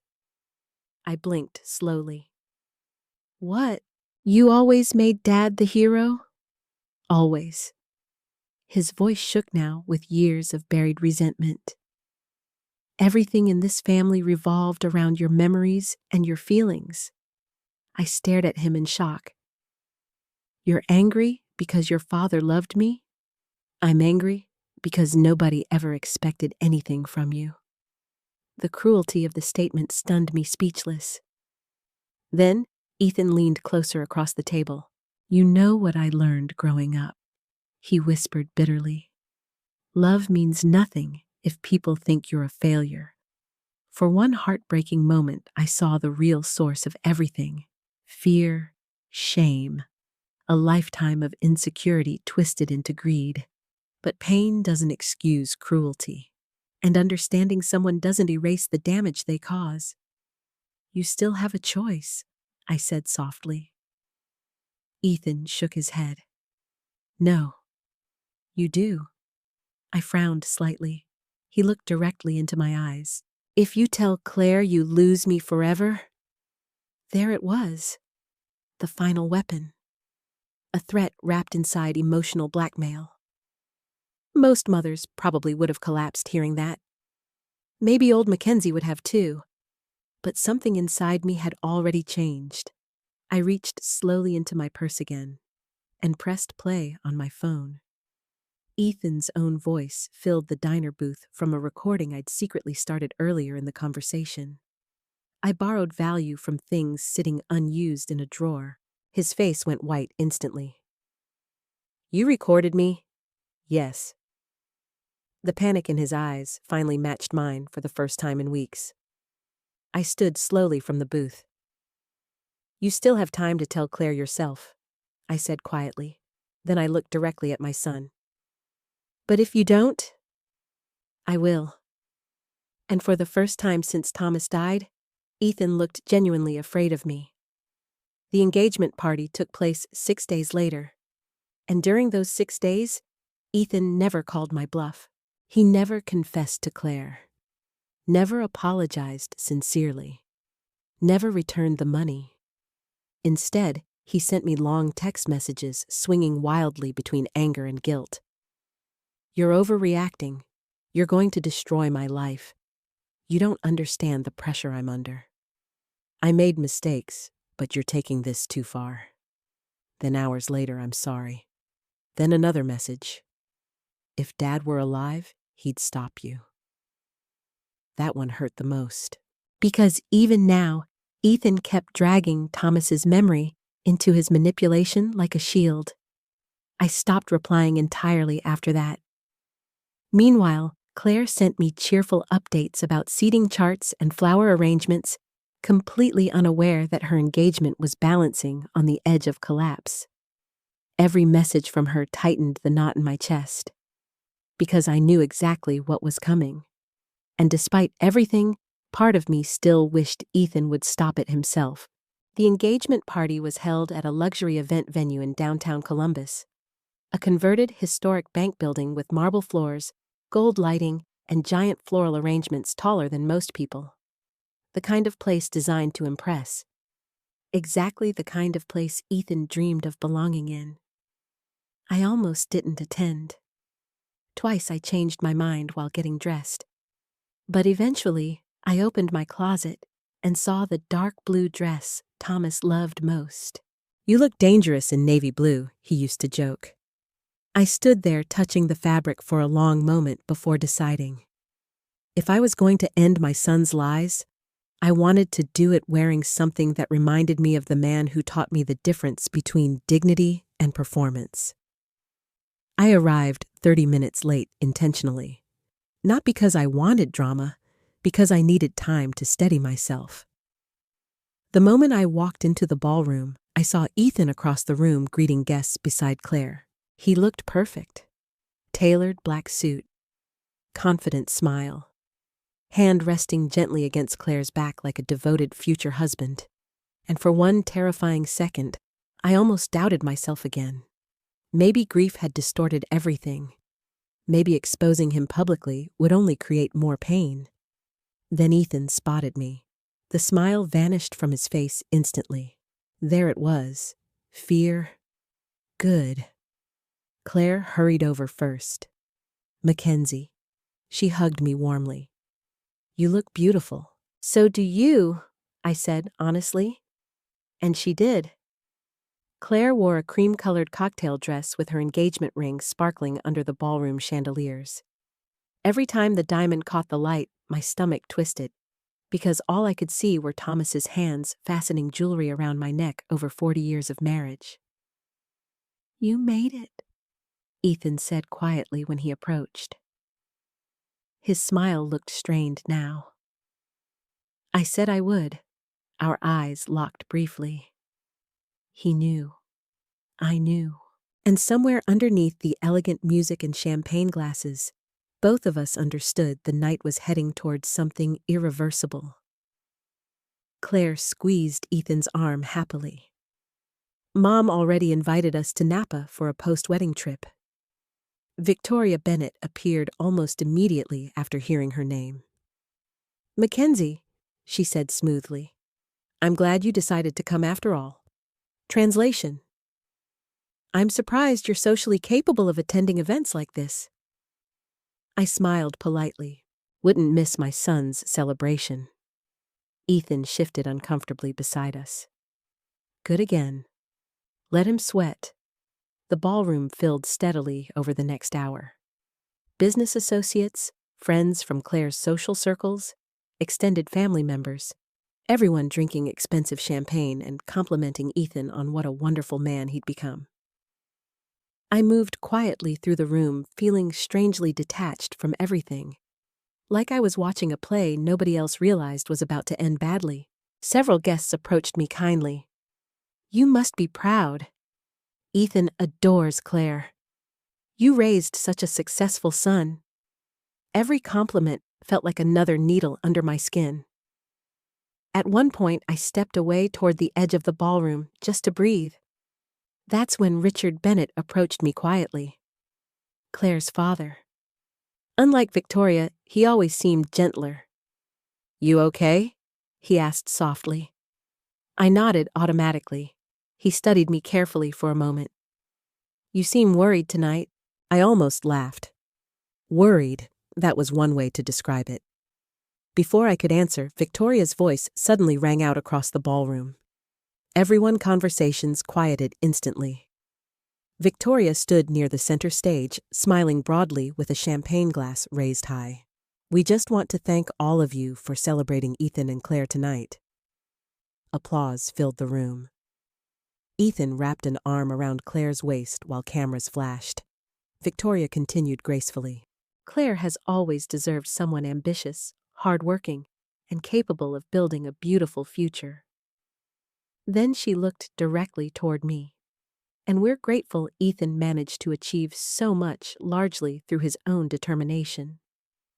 The sentence landed exactly the way she intended. A subtle public reminder that Ethan supposedly rose above humble beginnings. Several people nodded approvingly. I saw Ethan glance toward me quickly. Nervous, ashamed, but still silent. Still willing to let me sit there diminished while he wore stolen success like a custom suit. Claire noticed the tension immediately. "Mom," she whispered warningly, but Victoria smiled brighter. "What, it's true. Ethan built himself." That was the moment something inside me settled completely. Not rage, clarity. Because suddenly I understood that if I stayed silent tonight, Ethan would spend the rest of his life believing manipulation works. That stealing works. That appearances matter more than integrity. And maybe worse than that, Claire would marry a man she didn't actually know. A server passed carrying champagne. I set my untouched glass down carefully. Then I walked toward the stage. Slowly, deliberately. The ballroom chatter softened as people noticed movement. Claire looked confused. Ethan looked terrified. Victoria looked irritated. "Mackenzie," she said with a tight smile. "Did you want to say something?" I nodded once. Yes. My heart pounded so hard, I thought people might hear it through the microphone. But strangely, my hands stopped shaking. Because after weeks of grief and betrayal and confusion, I finally knew exactly what I had to do. Ethan moved quickly toward me before I reached the microphone stand. "Mom," he whispered harshly. "Don't." I looked directly into his eyes. "You had your chance." Real panic spread across his face now. Not embarrassment. Panic. "Please." That word almost broke me, because suddenly I saw my little boy again beneath the lies. The child Thomas taught to ride a bicycle. The teenager who cried after his first heartbreak. My son. But then I remembered the empty jewelry drawer. The pawn shop footage. Thomas's voice on the video saying, "Don't mistake kindness for weakness." And I knew love without accountability destroys people instead of saving them. I gently removed Ethan's hand from my arm. Then I stepped onto the stage. The ballroom fell completely silent. Claire stared at me in confusion. Victoria looked annoyed. And Ethan looked like a man watching his entire fake world begin to crack apart. I lifted the microphone slowly. Then I took one deep breath and finally spoke.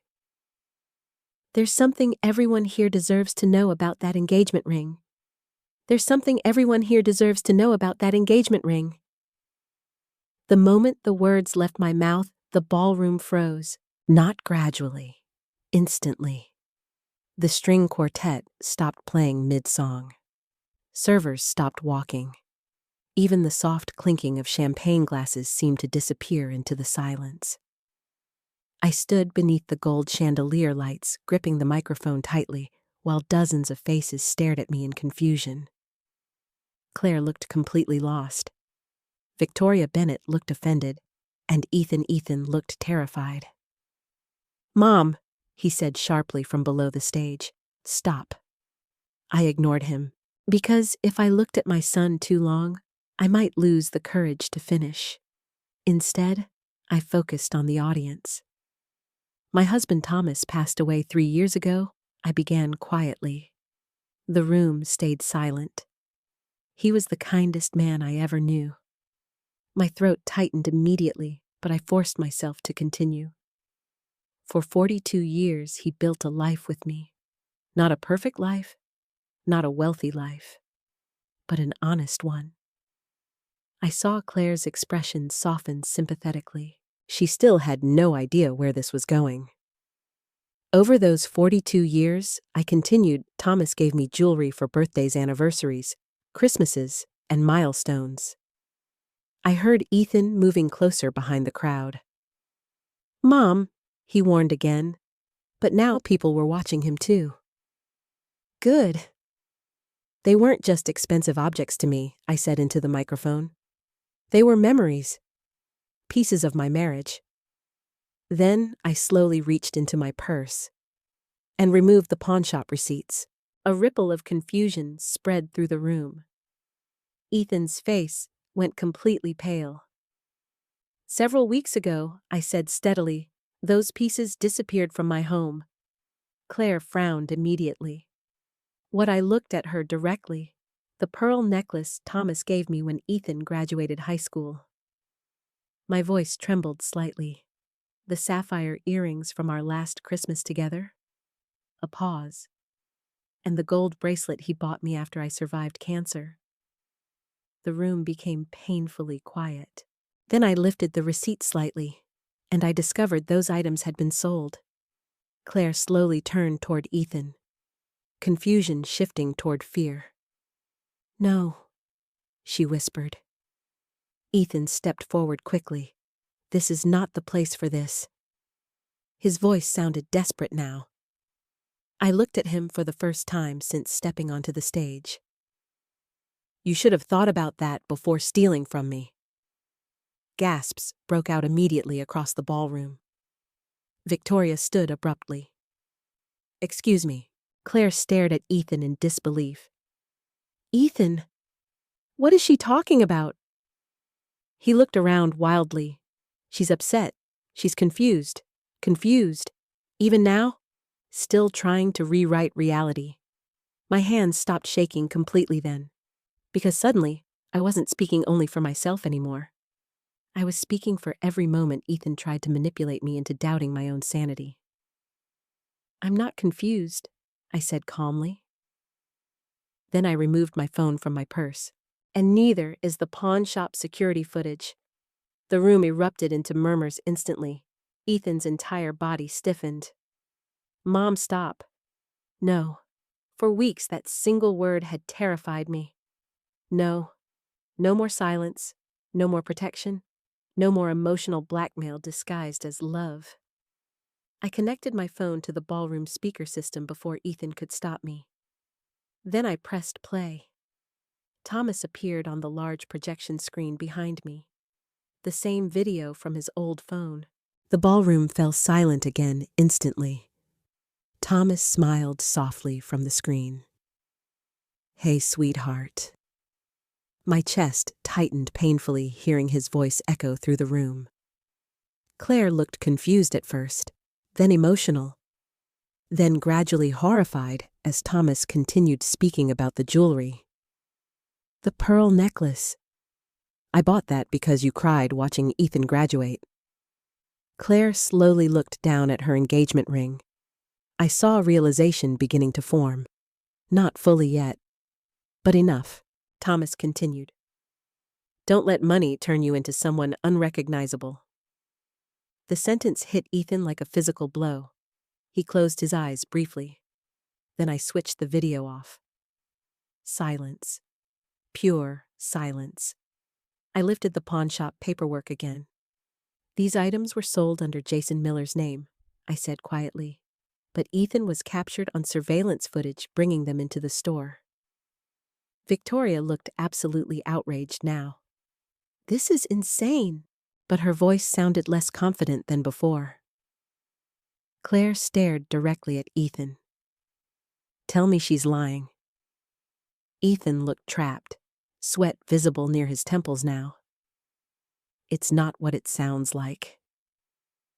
That sentence finally broke something inside Claire. Because innocent people don't say that. What does that even mean? She whispered. Ethan turned toward her desperately. Claire, listen to me. You stole from your mother? No. Then he hesitated. Too long. And everyone saw it. I watched Claire's entire world start collapsing behind her eyes. The certainty, the trust, the future she thought she understood, all cracking apart in real time. I borrowed money against things she wasn't using, Ethan said quickly. The room erupted again. Borrowed. Not stole. Even now he couldn't say the word. I looked directly at him. You sold your dead father's gifts. Ethan snapped suddenly. Because none of this would have been enough otherwise, the room went still again. His breathing sounded uneven now. You think your little Dayton life means anything to people like this? He shouted. Claire physically stepped backward from him. Ethan pointed wildly around the ballroom. You have no idea what it's like constantly being judged? Victoria looked stunned.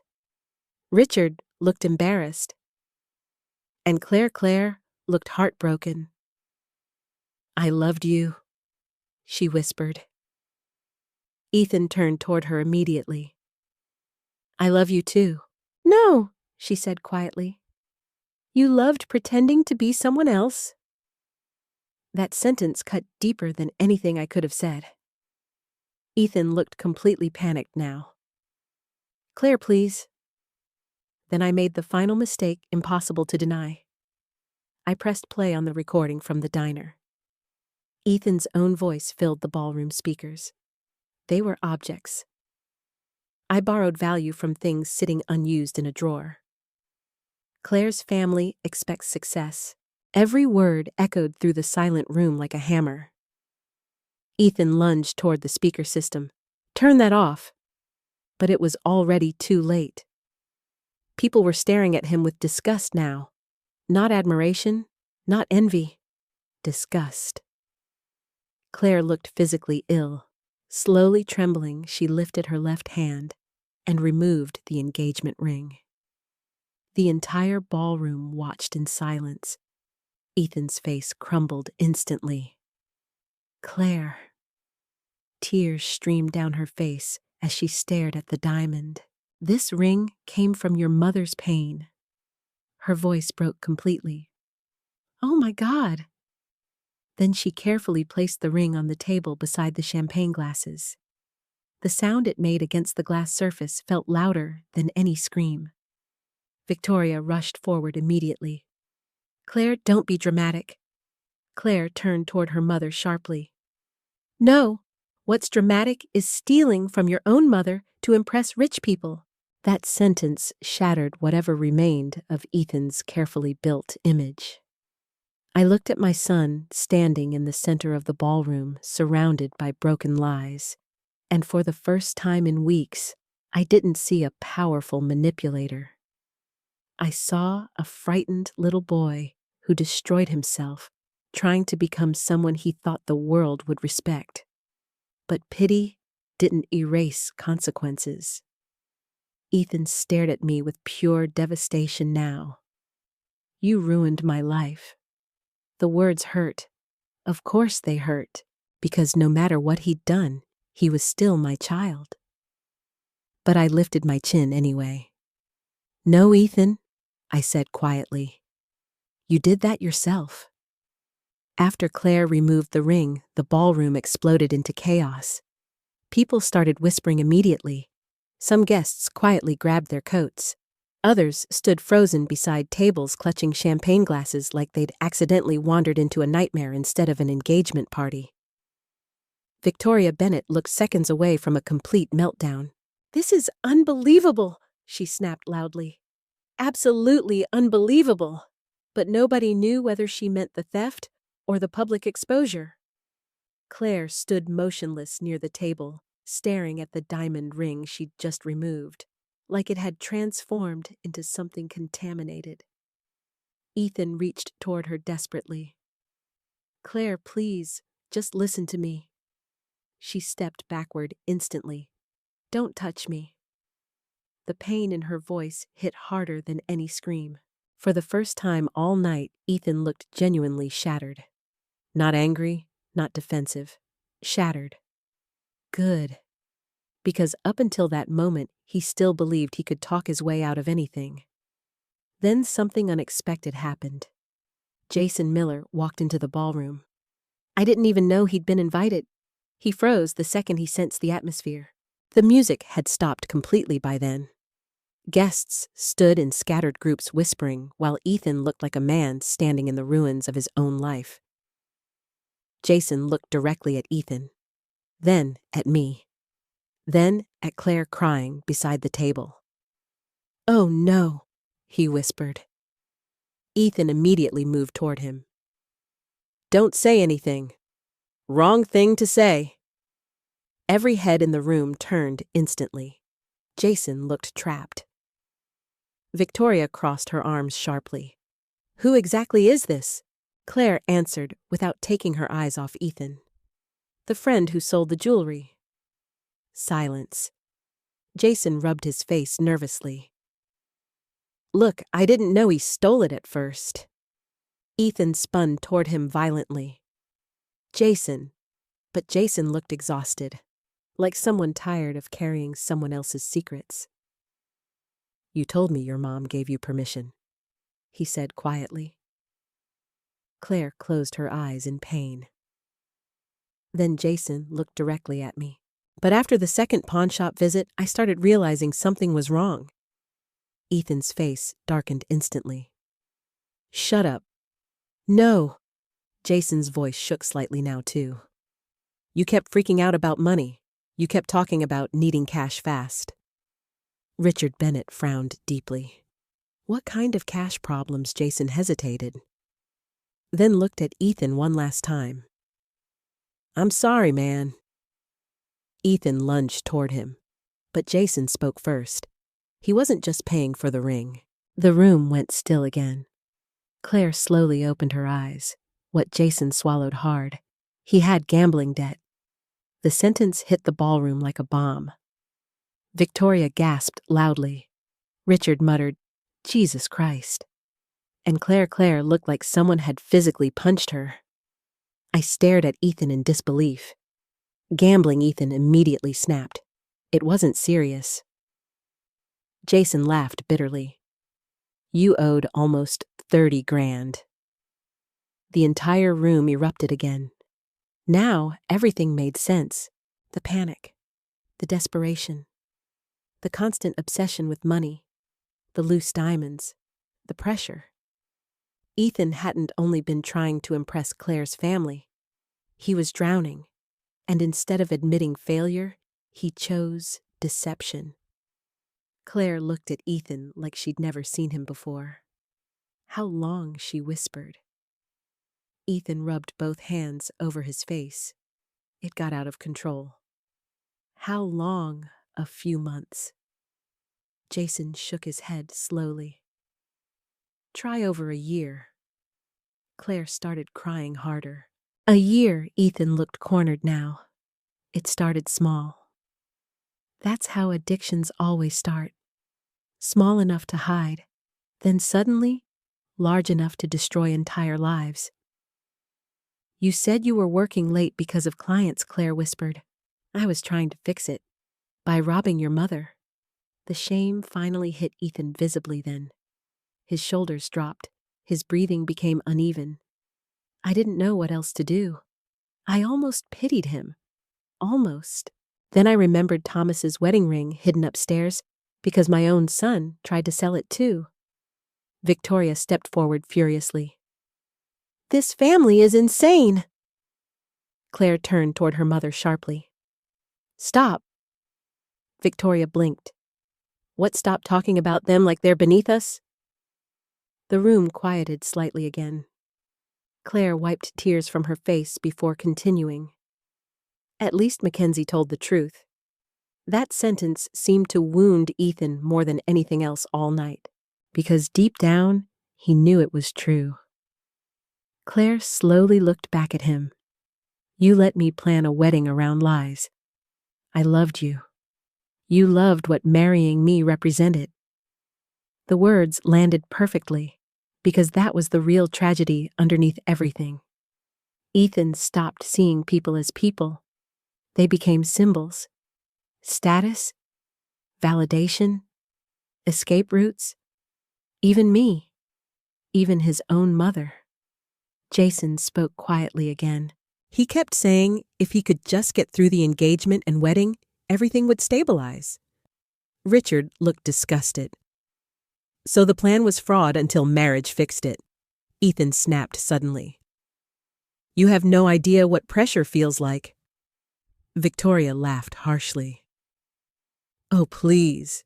Plenty of people feel pressure without stealing from widows.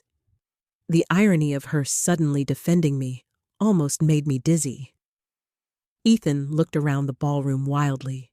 No allies left. No performance left. Just consequences. Then his eyes landed on me, and suddenly all his anger focused there. You couldn't just talk to me privately? I stared at him in disbelief. I tried. You humiliated me. The sentence echoed painfully because part of me still cared, still hurt hearing my son suffer. But then I remembered the diner, the lies, the manipulation, the threats. If you tell Claire you lose me forever, you humiliated yourself, I said quietly. Ethan's eyes filled with tears instantly, real tears this time. I'm your son. That nearly broke me, because underneath everything, the lies, the theft, the addiction, he still was. The little boy Thomas carried on his shoulders during 4th of July parades. The teenager who used to hug me after nightmares. The child I once believed I could trust forever. But loving someone does not mean protecting them from consequences. And maybe that was the lesson I learned too late. Claire picked up the engagement ring slowly from the table. For one brief second, Ethan looked hopeful. Then she walked directly toward me. Not him. Me. I'm so sorry, she whispered through tears. My heart shattered for her completely. You have nothing to apologize for. Claire looked down at the ring in her hand. I don't even want to touch this anymore. Then she gently placed it into my palm.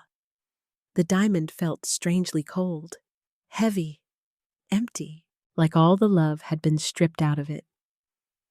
You should use it to recover whatever you can, Claire said softly. Ethan looked devastated. Claire, please don't do this. She looked at him one final time, and I'll never forget the sadness in her expression.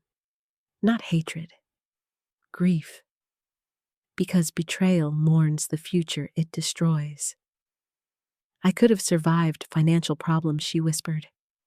But I can't marry someone who steals from his mother and lies to my face every day. Then she walked away. Victoria hurried after her immediately, while Richard paused long enough to look Ethan dead in the eyes. You need help. Not judgment, not screaming, just truth. Somehow that hurt Ethan more. One by one, guests began leaving the ballroom. The beautiful engagement party Ethan fought so desperately to create collapsed within minutes. Flowers still decorated every table. Champagne still sparkled under chandelier lights. But now the room looked hollow, like a stage after the audience abandons the show. Ethan stood alone in the center of it all, breathing heavily. Then finally, quietly, he said something that truly frightened me. I think I ruined everything. I looked at my son standing among the wreckage of his own lies. And for the first time all night, I realized something heartbreaking. This wasn't the moment Ethan's life was destroyed. This was the moment he finally saw what he had already become. After the engagement party collapsed, I drove home alone in complete silence.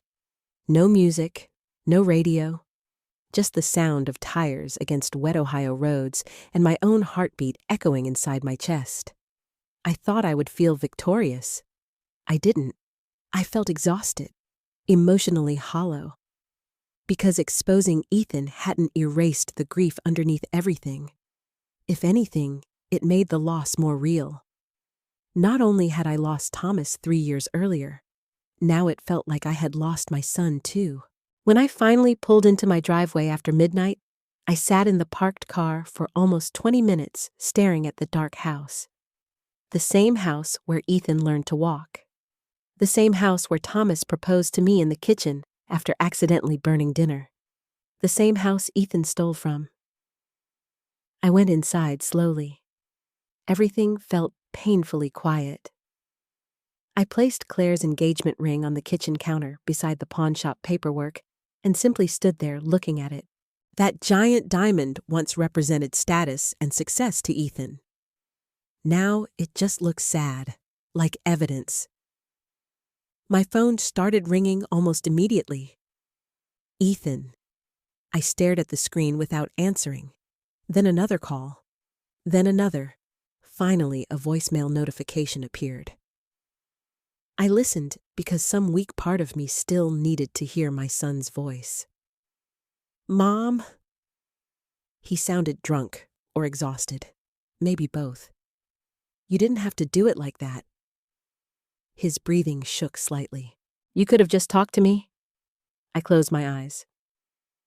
"We did talk, Ethan. You lied." The voicemail continued. Claire left. A long silence followed. Then quietly, "I think I lost everything." The message ended. I didn't sleep at all that night. Around 4 in the morning, I walked upstairs to my bedroom and opened the hidden box containing Thomas's wedding ring. Still there. Still safe. I held it tightly in my palm while sitting on the edge of the bed. Then, for the first time since all this began, I cried without anger. Not rage, not betrayal, just grief, pure grief, because I finally understood something painful. Ethan didn't become this person overnight.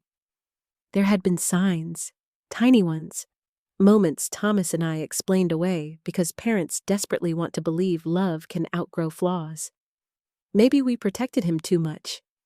Maybe we rescued him from consequences too often. Or maybe none of that mattered. Maybe people eventually choose who they become. The next morning, Ethan showed up at my house. I saw his car through the front window before he even knocked. For a brief second, panic flashed through me.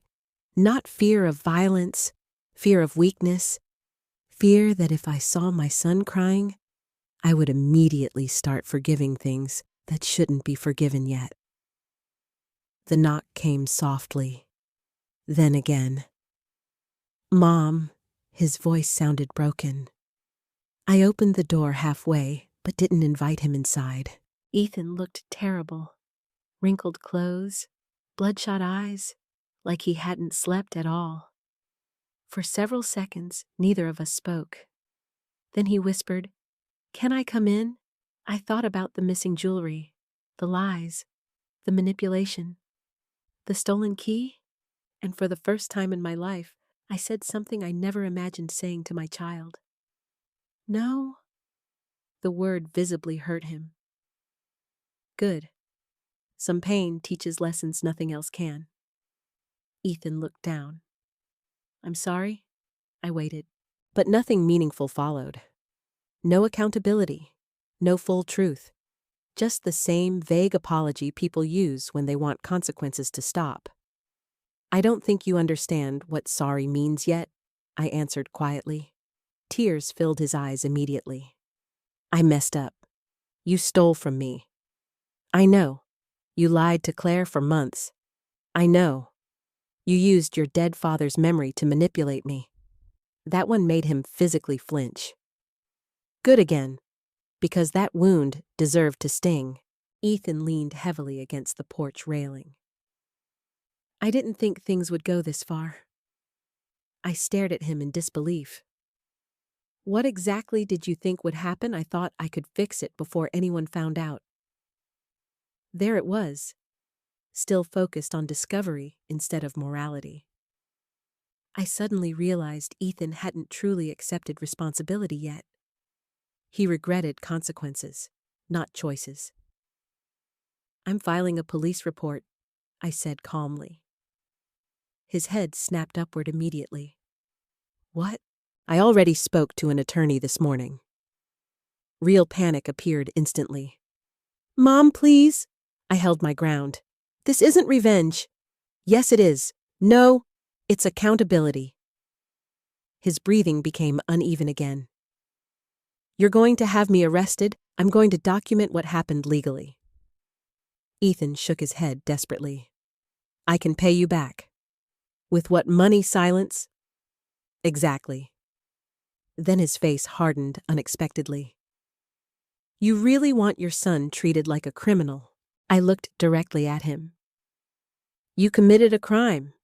The truth landed heavily between us. For several seconds, Ethan said nothing. Then quietly, I hate who I became. That sentence finally sounded honest.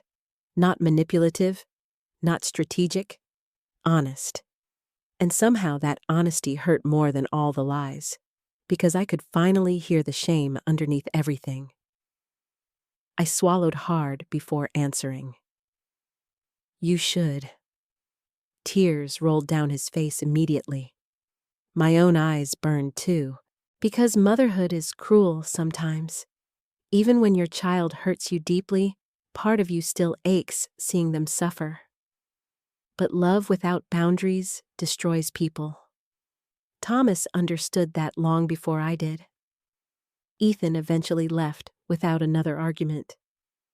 Not because he accepted it, because he had nothing left to say.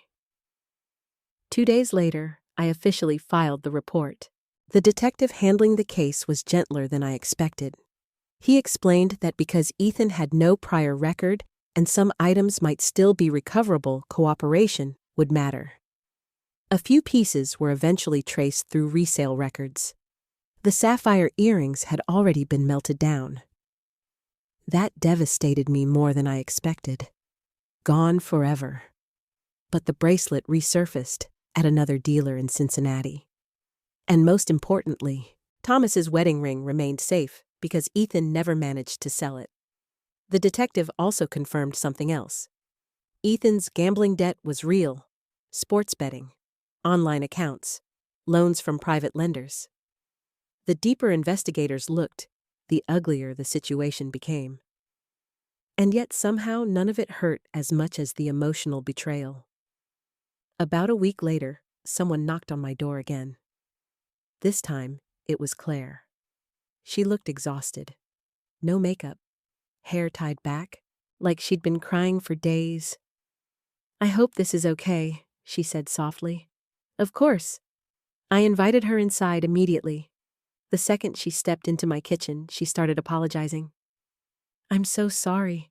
You have nothing to apologize for. But I should have seen something. No, I interrupted gently. People like Ethan survive because they learn how to hide things. Claire sat quietly at the kitchen table for a moment before removing a small velvet box from her purse. The engagement ring. I sold it, she said softly. I blinked in surprise. What the jeweler bought it back. She pushed an envelope toward me. Inside was a cashier's check. My throat tightened instantly. Claire, I know it won't replace everything, she whispered, but some of that money belonged to you. Tears filled my eyes immediately. Not because of the money. Because after weeks of manipulation and betrayal, someone was finally choosing honesty. I reached across the table and held her hand tightly.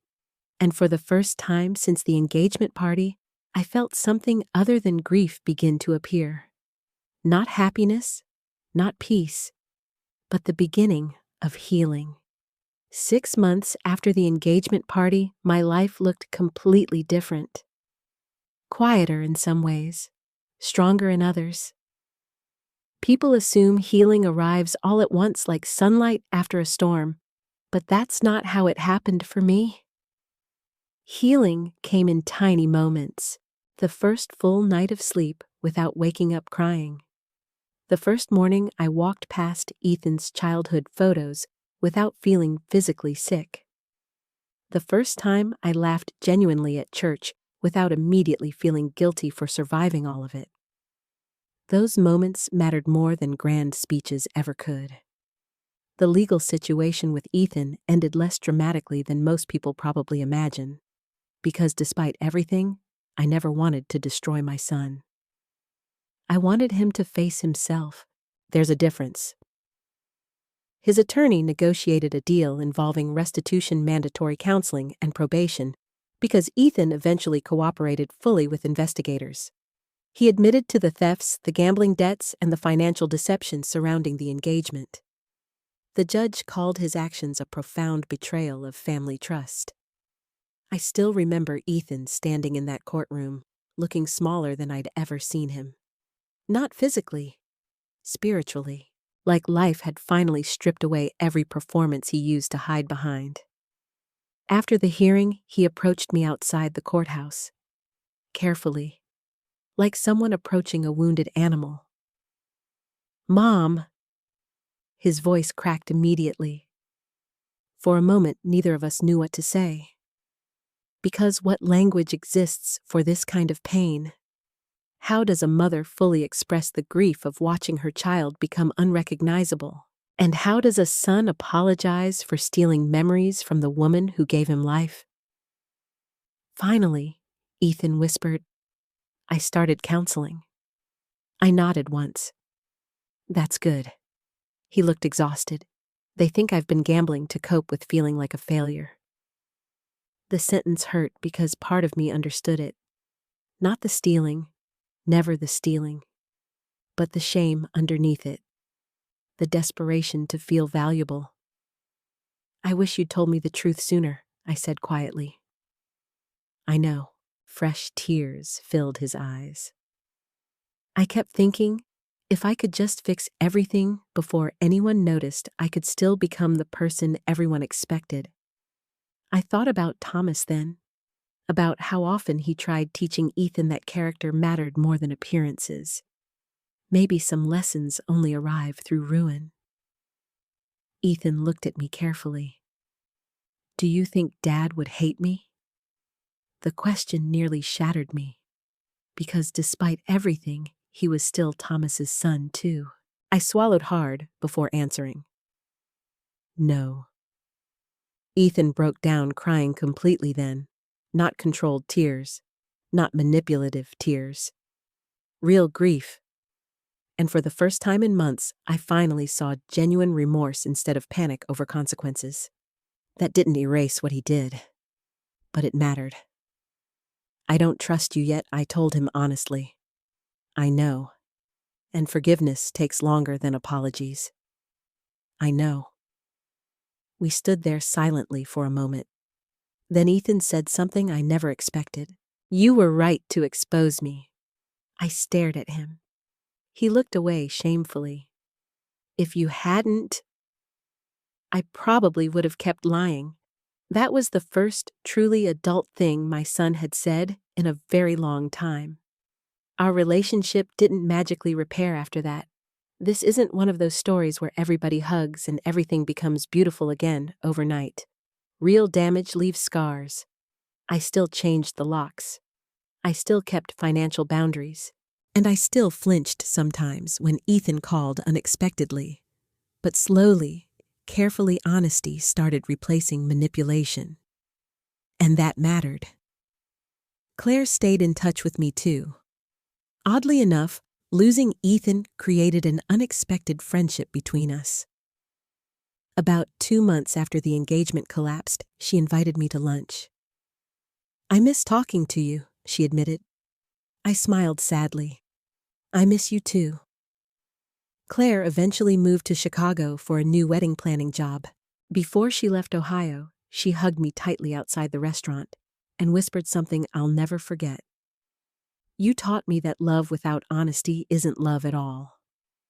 I cried after she drove away, not because I lost her, because I realized something important. Maybe the engagement party didn't only destroy illusions. Maybe it saved people too. As for me, I started rebuilding pieces of my own life. Not the old life. That was gone. But something new. Using part of the restitution money and some insurance recovery, I created a small scholarship fund at the elementary school where I taught for 32 years. The Thomas Reynolds Memorial Scholarship. Every year, it helps one student from a struggling family buy school supplies, books, or tutoring support. Thomas would have loved that. He always believed kindness mattered most when nobody was watching. The first time I attended the scholarship ceremony, I wore the pearl earrings I bought myself after recovering the bracelet. Not replacements for the lost sapphire pair. Nothing could replace those. But symbols of survival instead of grief. The school gym smelled exactly the same as it did 20 years ago, floor polish and cafeteria food and childhood energy.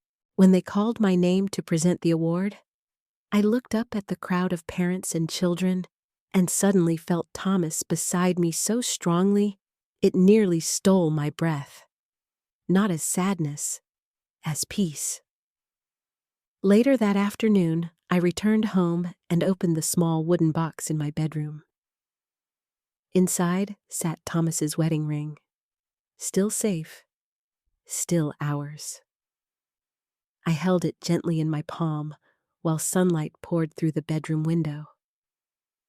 And for the first time in years, I realized something.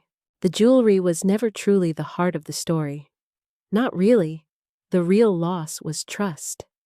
And the real healing wasn't about recovering stolen objects. It was about finally understanding that love without boundaries eventually becomes self-destruction.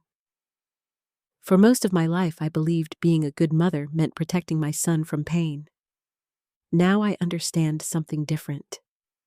Sometimes loving someone means forcing them to face the consequences of who they've become, even when it breaks your heart too. That engagement party changed all of us forever. Ethan lost the life he tried to build through lies. Claire lost the future she thought she wanted. And I lost the illusion that unconditional love alone can save people. But strangely enough, I also gained something.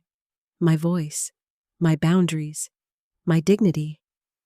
And maybe that was the real inheritance Thomas wanted to leave me all along. Not jewelry, not memories, strength.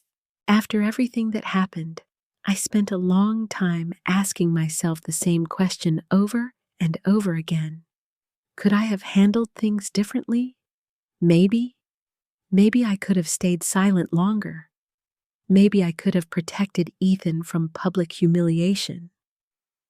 Maybe I could have chosen forgiveness before accountability. But here's what I finally realized. Love without truth becomes dangerous.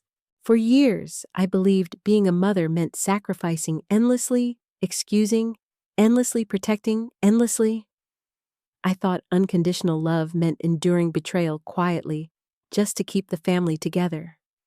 But silence does not heal dishonesty. It feeds it. Ethan didn't become lost because I exposed him. He became lost the moment he started valuing appearances more than integrity. And I think many parents understand this painful truth deep down. Sometimes the people we love most are also the people capable of hurting us the deepest. That doesn't mean we stop loving them. It means we finally learn the difference between love and permission. I still love my son. I probably always will. But now that love has boundaries, now that love includes truth. And strangely enough, I think that honesty may have saved Ethan's life more than protecting him ever could have. If you take anything from my story, let it be this: never confuse kindness with weakness. Never let guilt silence your self-respect. And never believe that enduring betrayal quietly makes you a better parent, partner, or person. Real love requires accountability, even when accountability hurts. If this story touched you, I'd truly love to hear your thoughts in the comments. What would you have done if you were in my position? Would you have exposed the truth publicly or handled it privately? And if you've ever experienced betrayal from someone you deeply loved, you are not alone. Please like, subscribe, and share your story below. I read far more comments than you might think, and sometimes strangers on the internet remind us we're stronger than we feel. Also, tell me where you're watching from and what time it is there right now. Those little messages always make this big world feel smaller and kinder.